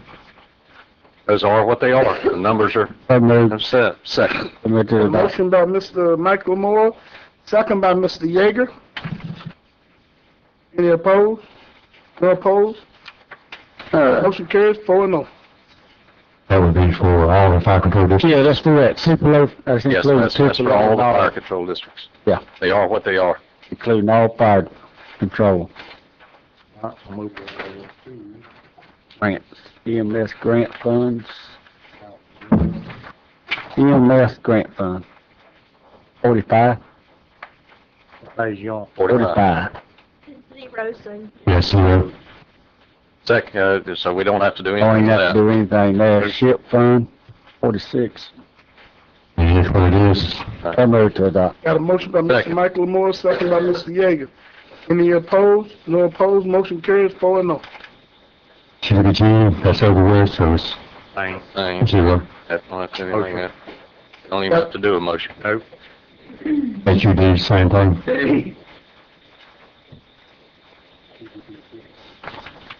Yeah. CDBG, there's $172 in it. Buy some Should coffee. have given that to the port. Buy some coffee with it. So you need a motion on this, and we've got a little money in that, so moved for that. Got a motion by Mr. Yeager, Second. second by Mr. Michael What's your Moore. motion? What you gonna do with it? Just leave it there, $172. Just leave it there. Okay, second. Motion by Mr. Michael Moore. Any opposed? No opposed, motion carries 4-0.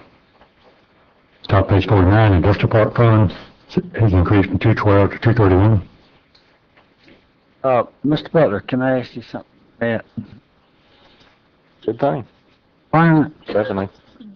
okay, why is the increase on that? We get revenue off Yeah, industrial get park revenue. now. Written it out now. Yep. Okay. Yeah. Alright, Good so thing. moved. Yeah, so moved to adopt. Got a motion by Mr. Michael Moore, Second. second by Mr. Yeager. Any opposed? No opposed, motion carries 4-1. David, can you help me on this, the DOI EU fund? This, some money's coming in from some of your company doing the DOI process and other funds. I think David's the latest that we're probably doing in this fund, David, would be the money, the grant money he got from the state for LDRs. All the same. It is what it is. It is all the What it same, is. so moved to adopt it Motion and by move on. Mr. Michael Moore, second by Mr. Yeager. Any opposed? No opposed, motion carries 4-0. Next, hospital fund number 124. Mr. Attorney can speak better to this. This one, Mr. Butler, I'm page sorry. 51. Feature nourishment. Yep, page 51. Feature nursing. So moved, Mr. Chair. Motion by Mr. Yeager, second by Mr. Michael Moore. Any opposed? No opposed, motion carries 4-0. Hospital fund, page 52. That's a decrease, isn't it? When we evaluate the numbers on the health trust board for that half-cent sales tax, that's where it's at this year. It's projected, so it's down in its projections from the, I'm sorry, you have it up 60,000, is that correct, Sherry? That is a number given by the state. Okay, so that's what projected right now for revenue this year, that's gonna go towards that half-cent pledge to Sacred Heart. Second. Got a motion by Mr. Michael Moore, second by Mr. Yeager. Any opposed? Motion carries 4-0. 53, good. Nothing on 53, there's no money in that pot. No money. Page 54, for emergency 911 fund. But again, it's not below. Yeah, that's right. So moved. Second. Got a motion by Mr. Michael Moore, second by Mr. Yeager. Any opposed? No opposed, motion carries 4-0. There's a bunch of these impact fee funds. And there's no more impact fees, and just leftover money. Yeah. We need to spend these. We got a deadline. We do have a deadline. We do, we've got a deadline, so some of them have been spent, but some of them aren't, so. Most of them. I think most of it's been spent except for the parks money, and that was for District 3 for Beacon Hill, I believe is all that's left there in the parks. You wanna, can you get a motion for all the impact fee funds? So move for all the impact. Got a motion by Mr. Yeager. Second. Go ahead. Second by Mr. Michael Moore. Any opposed? No opposed, motion carries 4-0. Good. The next is public improvement fund, page 61. 56. 61? 61. Can't hear you. Yeah, they all zero. Okay, I'm with you. There's certainly not ad valorem taxes, fuel taxes. So moved. Got a motion by Mr. Michael Moore. Second. Second by Mr. Yeager. Any opposed? No opposed, motion carries 4-0. Page 62, MSTU. There's no money proposed this year for the MSTU that run out last year, or the current year. So moved. We don't have to vote on that. No money in it. Next is Oak Grove Water System Fund, page 63. So moved, just it is Got a what it is. motion by Mr. Yeager. Second. Second by Mr. Michael Moore. Any opposed? No opposed, motion carries 4-0. Ms. Jennifer can speak to TDC Fund on page 64. Actually, if it's okay, I will address that one. We do have some issues with this budget. The numbers are not correct. We did not intend to have $100,000 difference, reduction in the budget. We intended for the budget to stay the same. I think you'll remember when I came and spoke to the TDC board about it, and I presented a budget to them and told them at the time that it was tentative, that it could be changed, but the intention was for it to stay the same. Okay, well, that's easy. I just make a motion that we keep it at the same. 161134, and I'll get with the clerk and let her know what items we need to change. 1691, I think. What, no? 1691134. There you go. Got a motion by Mr. Michael Moore, second by Mr. Yeager. Any opposed? No opposed, motion passed 4-0. Academic kick. There's I say I do this. on page 11. 11? Page 11. That's way back. I'm going back. Follow me. And we're gonna go through it a second time to see if we missed anything. Not today. Now, there's a lot to talk about on page 11, and we put it at the end just to get through the whole budget and get to this point. This is where you reserve for contingency, reserve for sick leave termination payments, reserve for infrastructure fund, reserve for emergency management capital improvement, reserve for storm events, cash to be carried forward for working capital, that's for October, November's use, and restricted reserves. So, this reserve for contingency, this is the part of money that we actually transferred some over to my office when we added personnel during the current year. And my recommendation would be to at least cut that $1,056,719 down to a flat million. So moved, Mr. Chair. Got a motion by Mr. Come on, 95,000, cut it. No, cut it 56,719. Would you add that remainder to the decrease of the total budget? So this is a brand new decrease. Decrease. Yeah, okay. That's Got a good. motion by, We intended for this to be decreased before we got to this point in time, we just didn't do it. Okay. got a motion by Mr. Yeager. Second. Yeah. Second. Second, Yeah. Mr. Chairman. Second by Mr. Michael Moore. Opposed? Clarification real quick. Don, this reserve has actually been expended. It's now less than $1 million. I was told to put it back at what it was last year. I thought y'all were refunding it back up. The current today amount is actually like, and I don't have the number on top of my head, but it's like 987,000 or something like that. I'm recommending we just put it back up to 1 million. Okay. You know, that'll be my amended motion to keep reserve for contingencies at $1 million. 1 million. A motion by Mr. Yeager. Second. Second by Mr. Michael Moore. Any opposed? Any opposed? Hold up 1 minute. We lost that round. Go ahead and pay. Yeah, we lost that. 4-0. Motion passed 4-0. Don, in the reserve for sick leave termination payments, we got, We got $50,000 in the pot, been in the pot for several years, but this was knowing there's a point in time coming where you're going to have multiple employees leave at the same time. Now, the idea is, can you stand $50,000? If not, you can cut that $50,000 out. let's cut that 50,000 out. At the end of the day, we'll figure it out, you know, if something happens. So Gentlemen, just to give you a word to the wise, that is going to cost us when it comes around if we don't start putting that money in there. yeah, at some point it will. I think that we need to do a projection. But we have several employees that are 2 to 3 years out, and some that are not even going to be that far out. Right. And so we're going to be hit hard. I'd rather do that increase down the road instead of doing it on a year that we're losing. So, Got a motion by Mr. Yeager. Second it. Second by Mr. Mike Daniels. Any opposed? No opposed? Motion carries. I'd also like to talk about the $50,000 for, oh, excuse me, you get it? The $50,000 for reserve for storm events. I know Marshall and everybody else been talking about we need to do that. We need to start that fund. However, we got $1 million in reserve. We got some cash carry forward. This is not the year to start that fund. Let's take that 50,000 out too. If it's, so I'll make the motion, take that 50 Got a out. motion by Mr. Yeager. Second. Second by Mr. Mike Daniels. Any opposed? No opposed? 4-0. Motion passed. $1 million short, Jay. We got to get closer to that. Gotta keep cutting. Yeah, if we got you 2 more cars, Jim. Cash we carry forward. Well, we got one old truck over here now. This is one, the cash we carry forward for the board consideration. Yeah. We put the $2 million in there when the intake was about $13,800,000. Intake is not that much now. On one hand, I hate to see you lose a rainy day fund, but there's extra money here, more than it takes for October and November to operate on.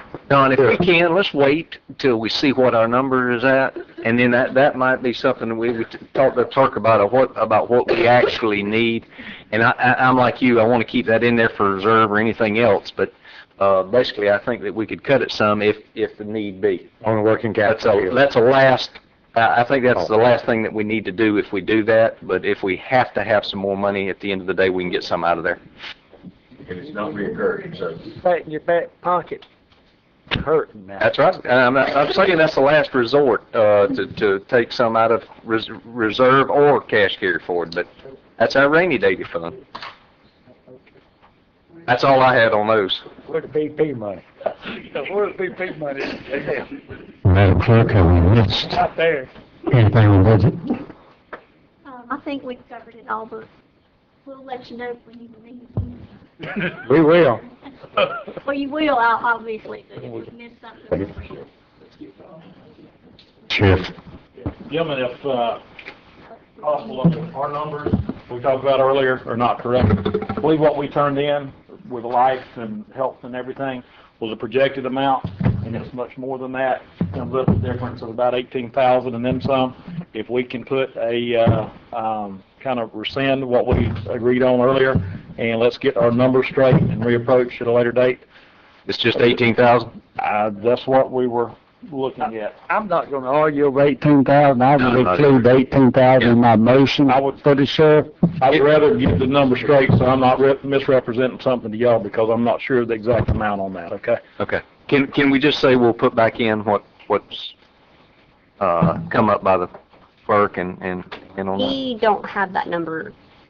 I think, well, I think the 18 we is can an just come back and tell you, hey, we've got to correct the sheriff's budget and increase it by X. Okay, We that's need fine. to get with his staff, and Lynn has the actual Wait, insurance yeah. numbers that were just, so We can go with what numbers we have at this point, and then we can come back, Sheriff, and tell you that's probably. yeah, if there's some adjustment there, at the end of the day, we can adjust out.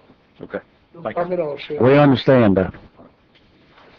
Mr. Chairman, We're gonna get an old pickup truck. the second half of our event today.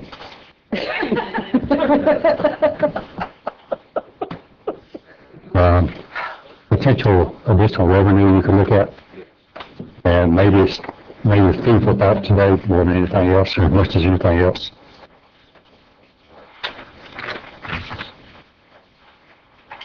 Do you want to start that process, Don? We got a list here somewhere. Okay, well, I got a list too, so.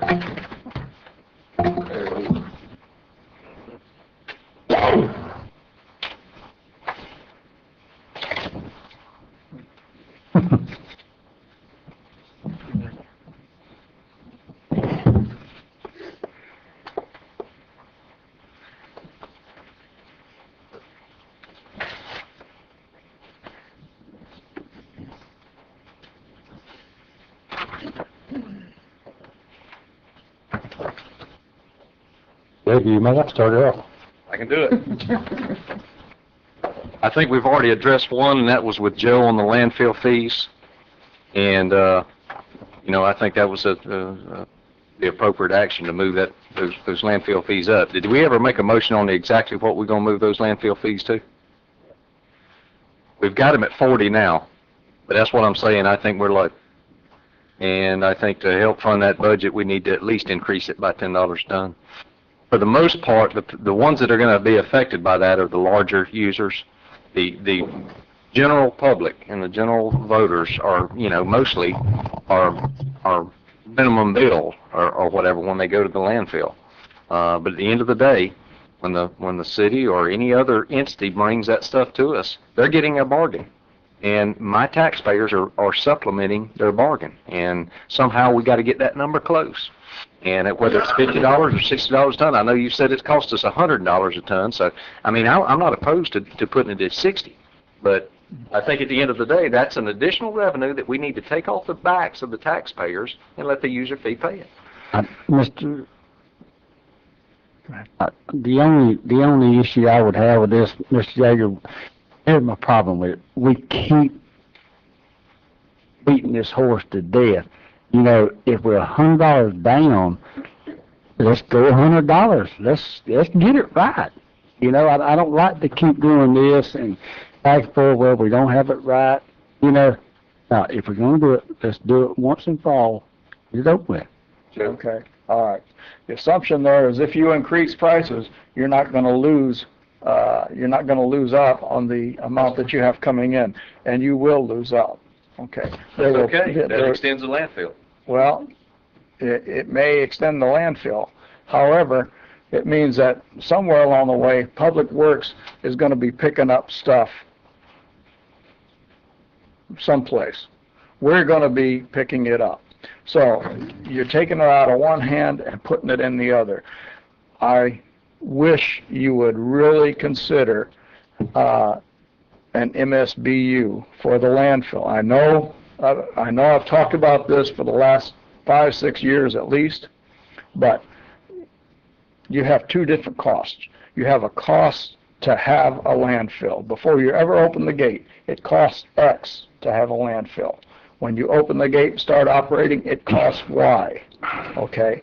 Taxpayers pay for X, users pay for Y, and you get closer to $105 a ton. You know, I don't have an issue with that because most people generate some type of stuff to go in the landfill. So I'm not opposed to the MSBU. The problem with the MSBU is it takes a year or so to get it through.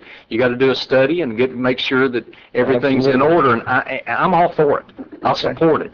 However, in the interim, I think that we need to increase that landfill fee to a certain amount.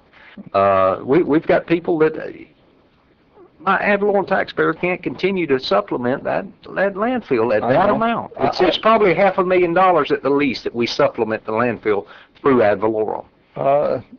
It's quite a bit, yeah. So I'm looking to reduce that and reduce that, as quick as we can do. So I'm all in favor. And Joe, if you think that breakout number would be $60 a ton, that people would quit coming, I think the majority of our citizens that we have are pay the minimum payment, which is what, $5 or $10? Well, the minimum payment is $5. However, when you increase it that much, you're going to drop down the minimum amount that they bring in. Might be $7 or $8. They're going to pay $60 a ton. Right. But most people that come in there to the landfill that are constituents are bringing small amounts in. So they're paying the minimum, they might pay $10 or they might pay $12, but it's a minimum payment. But they're paying the user fee, and I don't think that'll hinder people from bringing that stuff in. So, I'm open to up it to $60 a ton if you think that's a break number, or I thought $45 was a break number. But there again, I think this is something we got to address. He's already told us it costs about $105 per ton, and so at the end of the day, I'm good with going to 60. I really wish, before y'all finish this, that you finish that thought that I had, that we need an MSBU. Sooner or later, you got to take the first step. We've never taken the first step towards it. We've always kicked it down the road and kicked it down the road, and now the road is coming to an end. And we're trying to get all the income we can right in a short amount of time. We're going to be transferring our operations from a landfill operation to a transfer station operation over the next few years. Absolutely. And I'm using grant money as much as I can in order to facilitate that. However, you're still going to spend nearly, I don't know, $3.5 million between now and then. Which is another reason to generate some extra funds through whatever. The MSBU is fine. I support that MSBU. I'm telling you that. Yeah. What the problem is it takes a year to get through that process. The way I understand it, you have to do a study, $40,000 study. So you have to spend some money to actually gain some money. We can spend that money out of the landfill fee if we have to, to do that MSBU. But I'm for an MSBU not only for that, but for the other things that our ad valorem taxpayer are paying. Mm-hmm. These user fees and these MSBUs, they serve the purpose. They let everybody contribute that are using the thing, and it pays for itself. And so you don't have to go to the property taxpayer to pay it. Yeah. And I've talked about these user fees and these other fees that we have to do to take the burden off the ad valorem taxpayer, and that's what I support. So with that, I'd put it in motion that at the end of the day, we go to $60 a ton at the landfill. I do, and I think the only ones that it's going to hurt are the big ones. The city of Port St. Joe brings all their debris into the landfill. I'll second that motion, Mr. Yeager. Discussion on it. Got a motion by Mr. Yeager, got a second for discussion. Joe,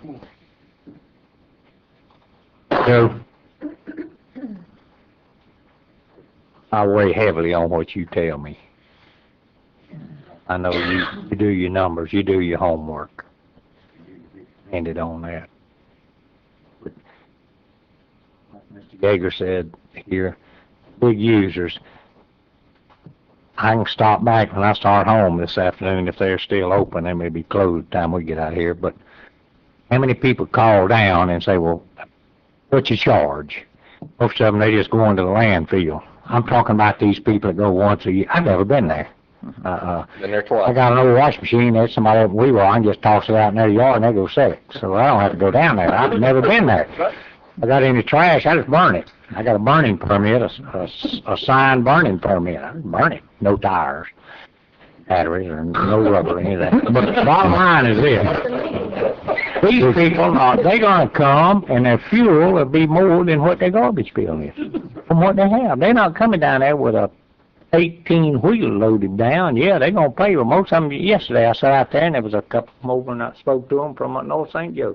Put in on a truck, had a little trailer behind it, got an old mattress and looked like an old head, maybe a headboard. I guarantee you it didn't cost them $5. They probably burnt, they're out there, they might have burned half of that in gas, but they didn't pay probably $5. I bet you paid the minimum, because that's all they had was a mattress and looked like a headboard. Well, They brought it out there instead of throwing it in the woods. Mostly And, $5. Yeah, well, my thing, I know exactly what you're saying. I clean up around the house, and it costs me about $42 to get rid of my trash.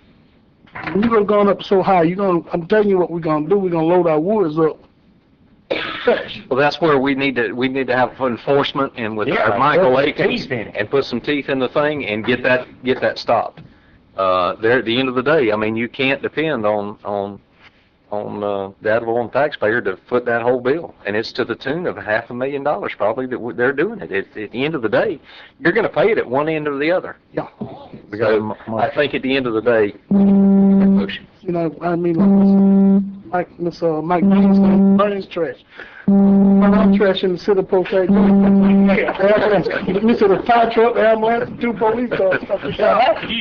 So, you know, it is what it is. I mean, I understand what you're trying to do. However, let me put this in a personal way. These people that don't want to take it to the landfill, my hunting lease is right next door. Guess where it ends up?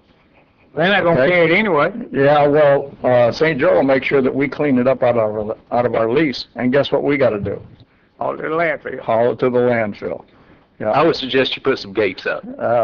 We got some gates up in our lease, and we don't have any problem with it. Yeah, we just got chains, you know. Yeah. Let's just put some gates up. I got a motion by Mr. Yeager, second by Mr. Michael Moore. Any opposed? No opposed, motion carries forward. I need a date certain. How about let's give them a break? Let's do it October 1. Yeah, very good. That's good? Very good. That's good. Joe, can you get with us on the revenue projection that will increase? Sure. Joe's already brought up one, that's the MSBU. At the end of the day, we're going to have to figure out some funding, to talk about some of the MSBUs. I won't go in detail on that. I do want to say that we want to increase the beach driving fees, I think, to $30. And if we need a motion to that, I'll put that in the form of a motion with the increase to the out of county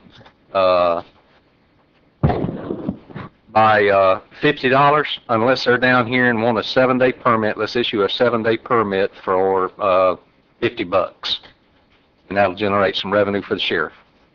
And so I'll put that in the form of a motion. Second. Got a motion by Mr. Yeager, got a second by Mr. Michael Moore. Question.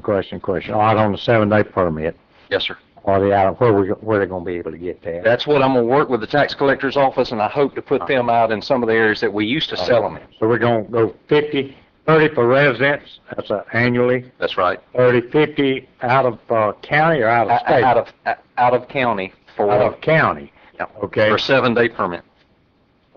Out of county for a 7-day. All right, $50 for a 7-day out of county. What about out of state? You got any of that? Nothing from out of Out state. of county, that'll Out of cover it. county. Okay, that's good. I still, Out of county. That's right. Yeah, you're right. Down. guys, I still say we ought to charge them for putting their dogs on the beach. But I mean, That's what I'm trying to increase these fees to help with. Any suggestion keeping the same $150 for our county permit? I think you said increase by $50. Increase to 200. Increase to 200, gotcha. On the weekend? That's what I'm working on with the tax collector. Fines. Yeah, that's right. Absolutely, we need to increase the fines.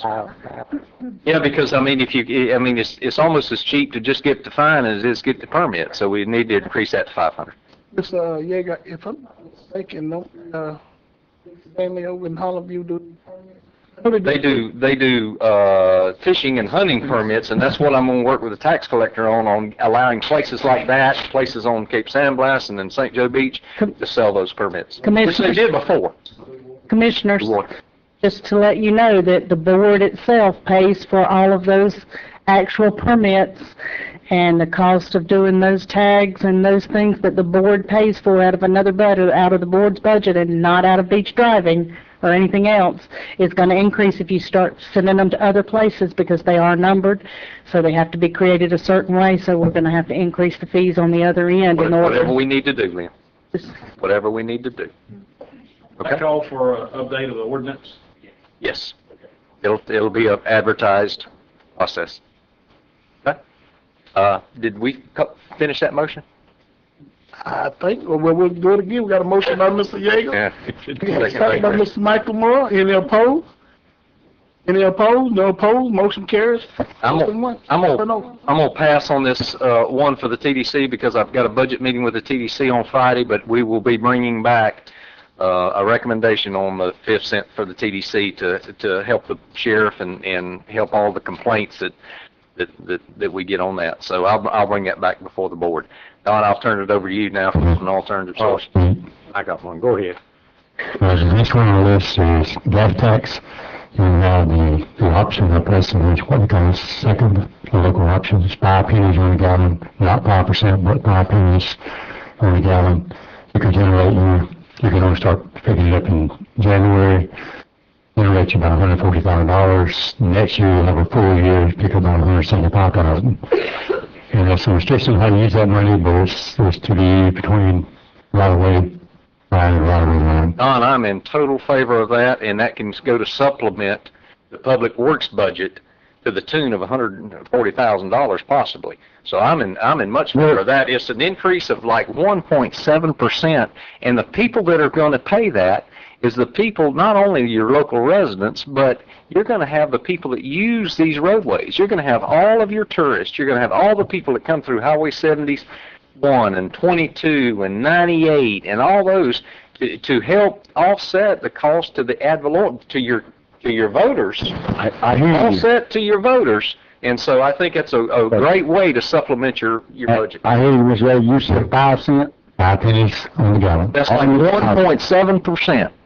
That's true, but look at that tax meter right now. I mean, look at that price at that pump, gentlemen. It's $3.75. You know, that's my point. 5 cents is not going to make any difference. It fluctuates 12 to 15% per week. But it's not one way or the other. It's surely not going to help it. At 3, you know, I'm telling you that gas is outrageous now. That's why people now are having to stay home. That's why we're in such bad shape as we're in today. You're funding your public works budget to the tune of whatever it was in there for all those things. If you want the ad valorem, if you want your voter to continue to pay that full bill without giving a little help from the people that use that infrastructure, like your tourists and all that, then that's fine. But I'm for alternative source of revenue, and that's a perfect alternative source. I hear you, Mr. Yeager, but the problem with that is the public really don't understand that. And we got to educate them. That's right. They're looking at we put 5 cents on the gallon of gasoline, which is already $4 a gallon. How smart can we be? Well, that's what they're looking at. My point would be that 5 cents don't mean anything, but it makes a world of difference to the property taxpayer. Oh, it means a lot for that fella going up there getting that gallon of gas, and it's already at $3.75. You're talking about $3.80. Yeah. That's it, you know, I mean, that's what I'm saying. It's like a 1% increase. So my argument is you supplement your public works budget with that, and you take it off the ad valorem tax. Fuel is what's killing this world today. Fuel price. Yeah, and it's not taxes. That's right. And I'm gonna sit here and support raising that tax. I can't do that. Find me another sales tax now, or a tax that we can get on these tourists now, and I may jump on it. But gasoline, no. Well, that's you know, I think we need to do it. I think that's an alternative source of revenue. Take it off the backs of ad valorem taxpayer. You want to put your motion on? I put the motion to proceed with the process to implement that 5 cent gas tax. Got a motion by Mr. Yeager. I'll second Mr. Yeager's motion. I got Mr. Mike Dane gonna second it. I got a second. Any opposed? Got one opposed. Motion carries 3-1. Mr. Attorney, in review of that, can you start that process and let us know if that needs a... Yeah. Okay. At our next budget session, I'll go over it with you all. Okay, thank you. While we're on that subject, sales tax, that has to be on a referendum. Right there. A sales tax would.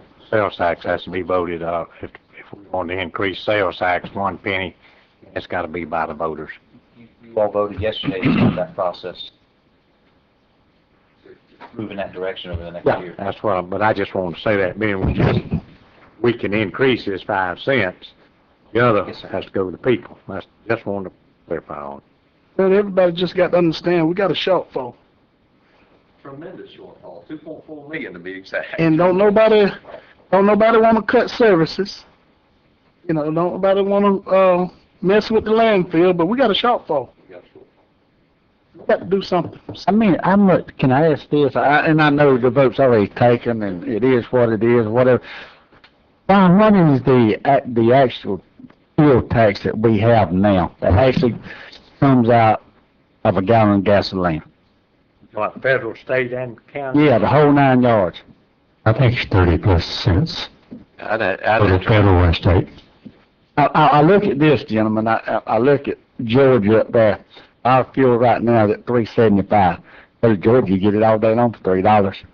I get it for $3.39, but you got to understand there's different taxes in different states, and they tax different things. That's what I'm saying. So we doing something wrong. Sunday afternoon in Panama, it's $3.39. It's $3.74 where we are. So. Yeah, go to Georgia and get it for $3. And a lot of it is where the location is. I mean, it's not the gas tax, it's where the location is. And they want to move down here. I want to move up there. Y'all know something. I have to pay, I'm not, Alabama or Georgia's got an income tax, so go ahead, move on up there, old boy. Okay. The next one on the list that the Review Committee has come up with is dry run fees. Houston has been part of this, and the Houston can sell it better than I can, but 75, one. We're looking at like $75 per dry run fee for ambulance. And we make a lot of runs. We send a crew out and a truck out, and they say, I don't want to go anywhere. And we're not going to make a lot of money off $75 runs, but hopefully we won't have as many of these runs. Cut down on the runs, cut down on the fuel. Now, you're going to have that's We also want to add a 150. intervention fee also. 75 for a dry run with no interventions, 150 for dry run where we have to do something for the patient. And explain what you may have to do with diabetic. An IV and a D50 to wake up a diabetic, or possibly a drug overdose where we give Narcan and for some reason or they decide not to go, and they're not forced to go. House call. House call. There you go. Now, before we implement this, we still need to get with the attorney and Dr. Pablo, put some parameters on it. Because we have some dry run fees and dry runs where the patient doesn't call the ambulance. And I don't think you can bill the patient for not calling the ambulance, and somebody else did call it for him. Why don't y'all get together between the next meetings? Dr. Pablo and all of accident where no injuries. As your medical director and Houston, there'll be a provision in there that they can make that call. They can make that call. exception. And if they obviously review it and it wasn't made by the patient, they have the ability to use their discretion on those bills. We've got to have something pretty clear for our people to look at and know before they go to this patient, so they can tell which patient gets it and which one doesn't. I would suggest before we make a motion on that the county attorney and you get together and come back with a recommendation. Okay, that's good. We'll hold that. The next is EMS run fees, and the conversation was to make sure EMS fees are in line with the surrounding counties. I think we can bump those up a little bit. Don, let me say one other thing, since we've talked about that 5-cent gas tax too, and supplementing the public works budget. I want to make sure that the public understands that that's not an additional tax, that's going to come off the ad valorem side. If we generate $120,000 that we can put into the public works, then I want to make sure that we reduce that ad valorem that same amount. So this isn't an additional tax. This is a user fee that we're using to supplement our public works budget. So I just want to make that clear. It's not an extra tax. It's one that we're going to use to reduce the taxes on our voting constituency out there. But you're not going to be able to educate those people. I understand. You know, at the end of the day, we may not, but it's the right thing to do. And it's my job to educate the public where I can, but it's the right thing to do to reduce that ad valorem side. Next item on this is culvert fees, highway culverts. Public Works makes 2 trips to each location. We sell a permit, and we go and we determine the culvert size, inlet and outlet elevations, and we set a grade mark for that, and then we go back and make sure it's done correctly. The $50 fee is not a lot for what we're doing. The board consideration of doubling that fee. Do you want a motion? Need one? Yeah, I move we increase the cover fee to $100. Got a motion by Mr. Mike Daniel. I'll second that. I thought it was already $100, but I'll second that. Got a second by Mr. Yeager. Any opposed? No opposed, motion carries 4-0. The next item on our list was for county commission consideration of moving the tax collector and the clerk from the old courthouse to the same building Royal Lee is in. That way we can eliminate power bill and any other costs associated with the courthouse. Not talking about abandoning no courthouse. Maybe you can release it out to someone, but that would get us out because we have an enormous power bill we pay. And so who would pay the power bill? I guess that would be left to the North Florida, the Head Start program? So if you contract with them, that would be, or whoever, leased it.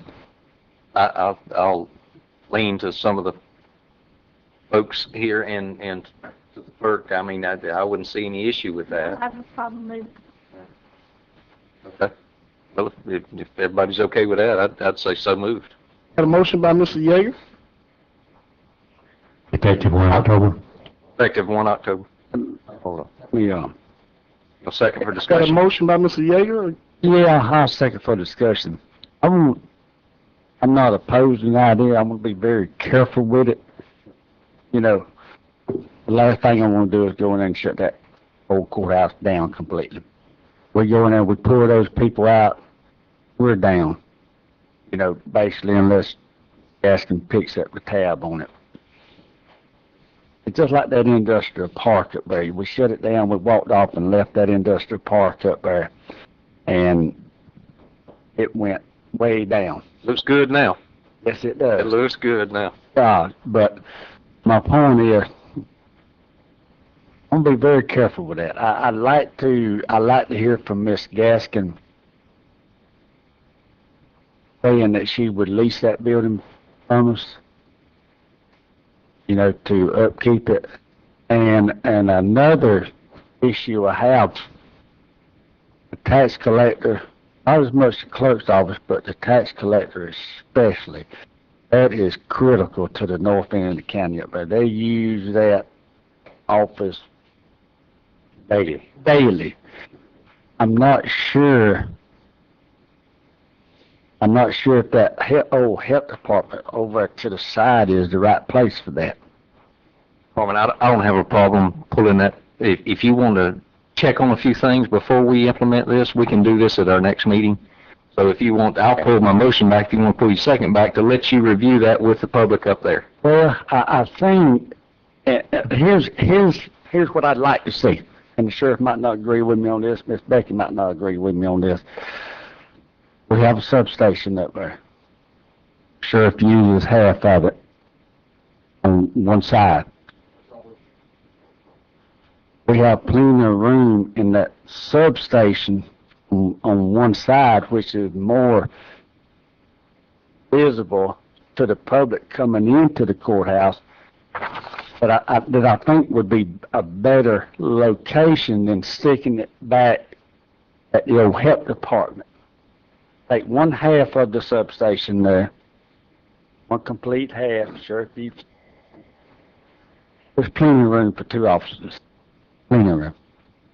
And I think that would be a much better location than sticking it over to the health department. I don't have a problem with that. Y'all come back with a recommendation, if that's your recommendation. Come back with us. Okay. I'll talk it over with the sheriff. We'll look at what he has up there. Kind of cramped in what he's got now. No, he's not cramped. Those patches don't weigh 80 pounds. Speak on it right now. Yeah, patches don't weigh 80 pounds. This is the old probation officer that was set down. We haven't used that side of it because it was taken up by the probation office, and we fully intend on doing it. We need an area back there where we can interview suspects. Sometimes we have two child protection team interviews. We need a private location there where we can do that. Okay. And it would be nice for we could have a separate office for the deputies to be able to. I can use every square inch of it. That's exactly right, but you didn't use it before, because probation officer had it. The probation officer had it. Why don't you and Ward, y'all talk with Becky and come back with a recommendation? I would love to, I think it would save a ton of money. I don't want to shut it down once it does. And we've got some work up there. Mr. Carter's gone now, but we've got him out of there and got him situated over, and it's a nice building over there where he's at, and there is ample room there. We let him choose which side he wanted, and he picked, I'd have took the other side, but he chose this side, and that's fine. That's fine. But if Mrs. Gaskin were the Head Start, and I know she has a brand new fine facility here, I didn't know what her plans were, and I still don't know. Somebody would use it, somebody would really take it and use it and keep it up there. I'd be fine with that. I just don't want to see it shut down. The next thing you know, the sheriff will be over there, have to run vagrants out, and that's windows broke out. Keep the service, and we all agree into that. Keep the service, no matter of where we want to put them at. But I think mine and Mr. McDaniel's big issue is not seeing the building just decay. Yeah, I think that's nice for building. It's an old historical building. Yeah, and that's what both our concerns Sheriff, are. you may want to move some offices down. Okay, we'll work Bring on that. somebody else in, it'd be fine. Well, the last item on our list is, as we discussed, is to eliminate precincts down to one per district. Voting precincts down to one per district. Okay. We've been through it. I didn't support it then. I won't support it now. Y'all discuss it if you want to discuss it. You know where I stand.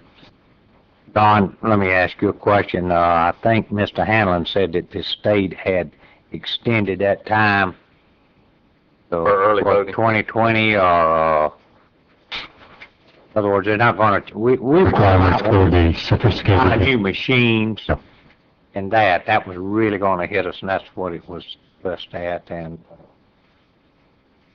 you know, we're up this year for if we're going to do any redistricting or draw the lines, and I've already been approached, and I won't go into this budget meeting, but anyway,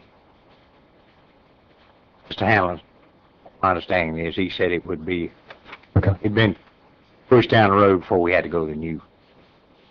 You said Hammond. I'm sorry. It's, The budget committee's concern was the machines extremely expensive. Exactly. And more than half, in fact, consistently more than half voted earlier absentee. That's right. So when you have small precincts, even though it's very convenient, when they have very few people vote, is it worth $25,000 for a voting machine, or 18, or whatever it was? I mean, they're all over the board, but, so, I mean, that was what, the pressure's off right now, but it will be back before the 2016 election, and that's 16. Look, everybody early votes. They either early vote or absentee. It's got to the point where 70% of the public early votes or absentee votes. And so for 30% of the public, you know, I mean, it's a convenience maybe, but it's a convenience at a very expense to the taxpayer. So I'm in support of it. I know I'm going to talk to the district. That's an expense I feel like we got to have, because voting is very important. I don't want to move none of the voting stations. I want everybody to be able to vote where they've been voting, continue to vote the way they are. So I thought about that hard and strong. I'm gonna stand with Mr. Michael Moore on that. I'm different. I guarantee you, the people in Hires Creek, the majority has not early voted. I know they haven't, because I know the numbers down there. I just election down there. The majority of that community does not early vote. Now, you get downtown Weevil or downtown, the majority of Dalkeith did not early vote. If you get something close that they can walk in and early vote, they're going to do it. Yeah. Well, I'm not going to make a motion because I can already see it ain't going to go anywhere. Oh, good. Let's move on. Mr. Chair, that's all I have. Yeah.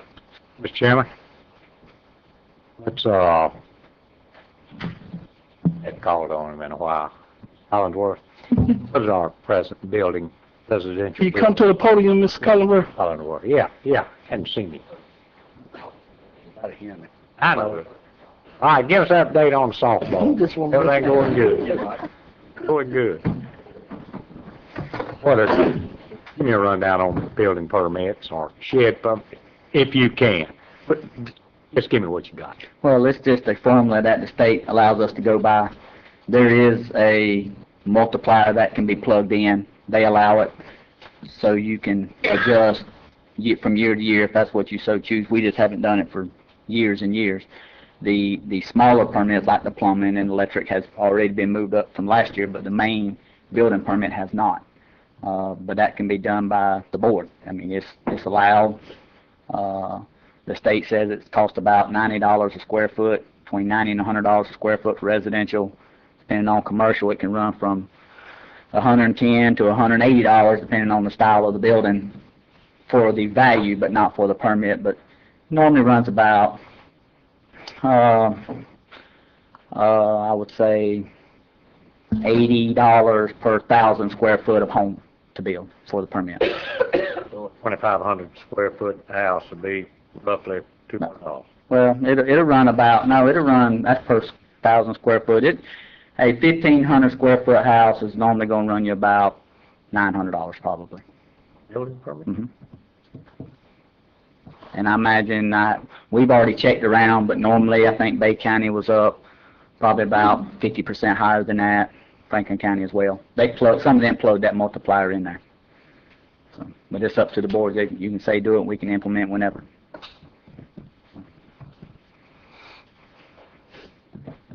Revenue source.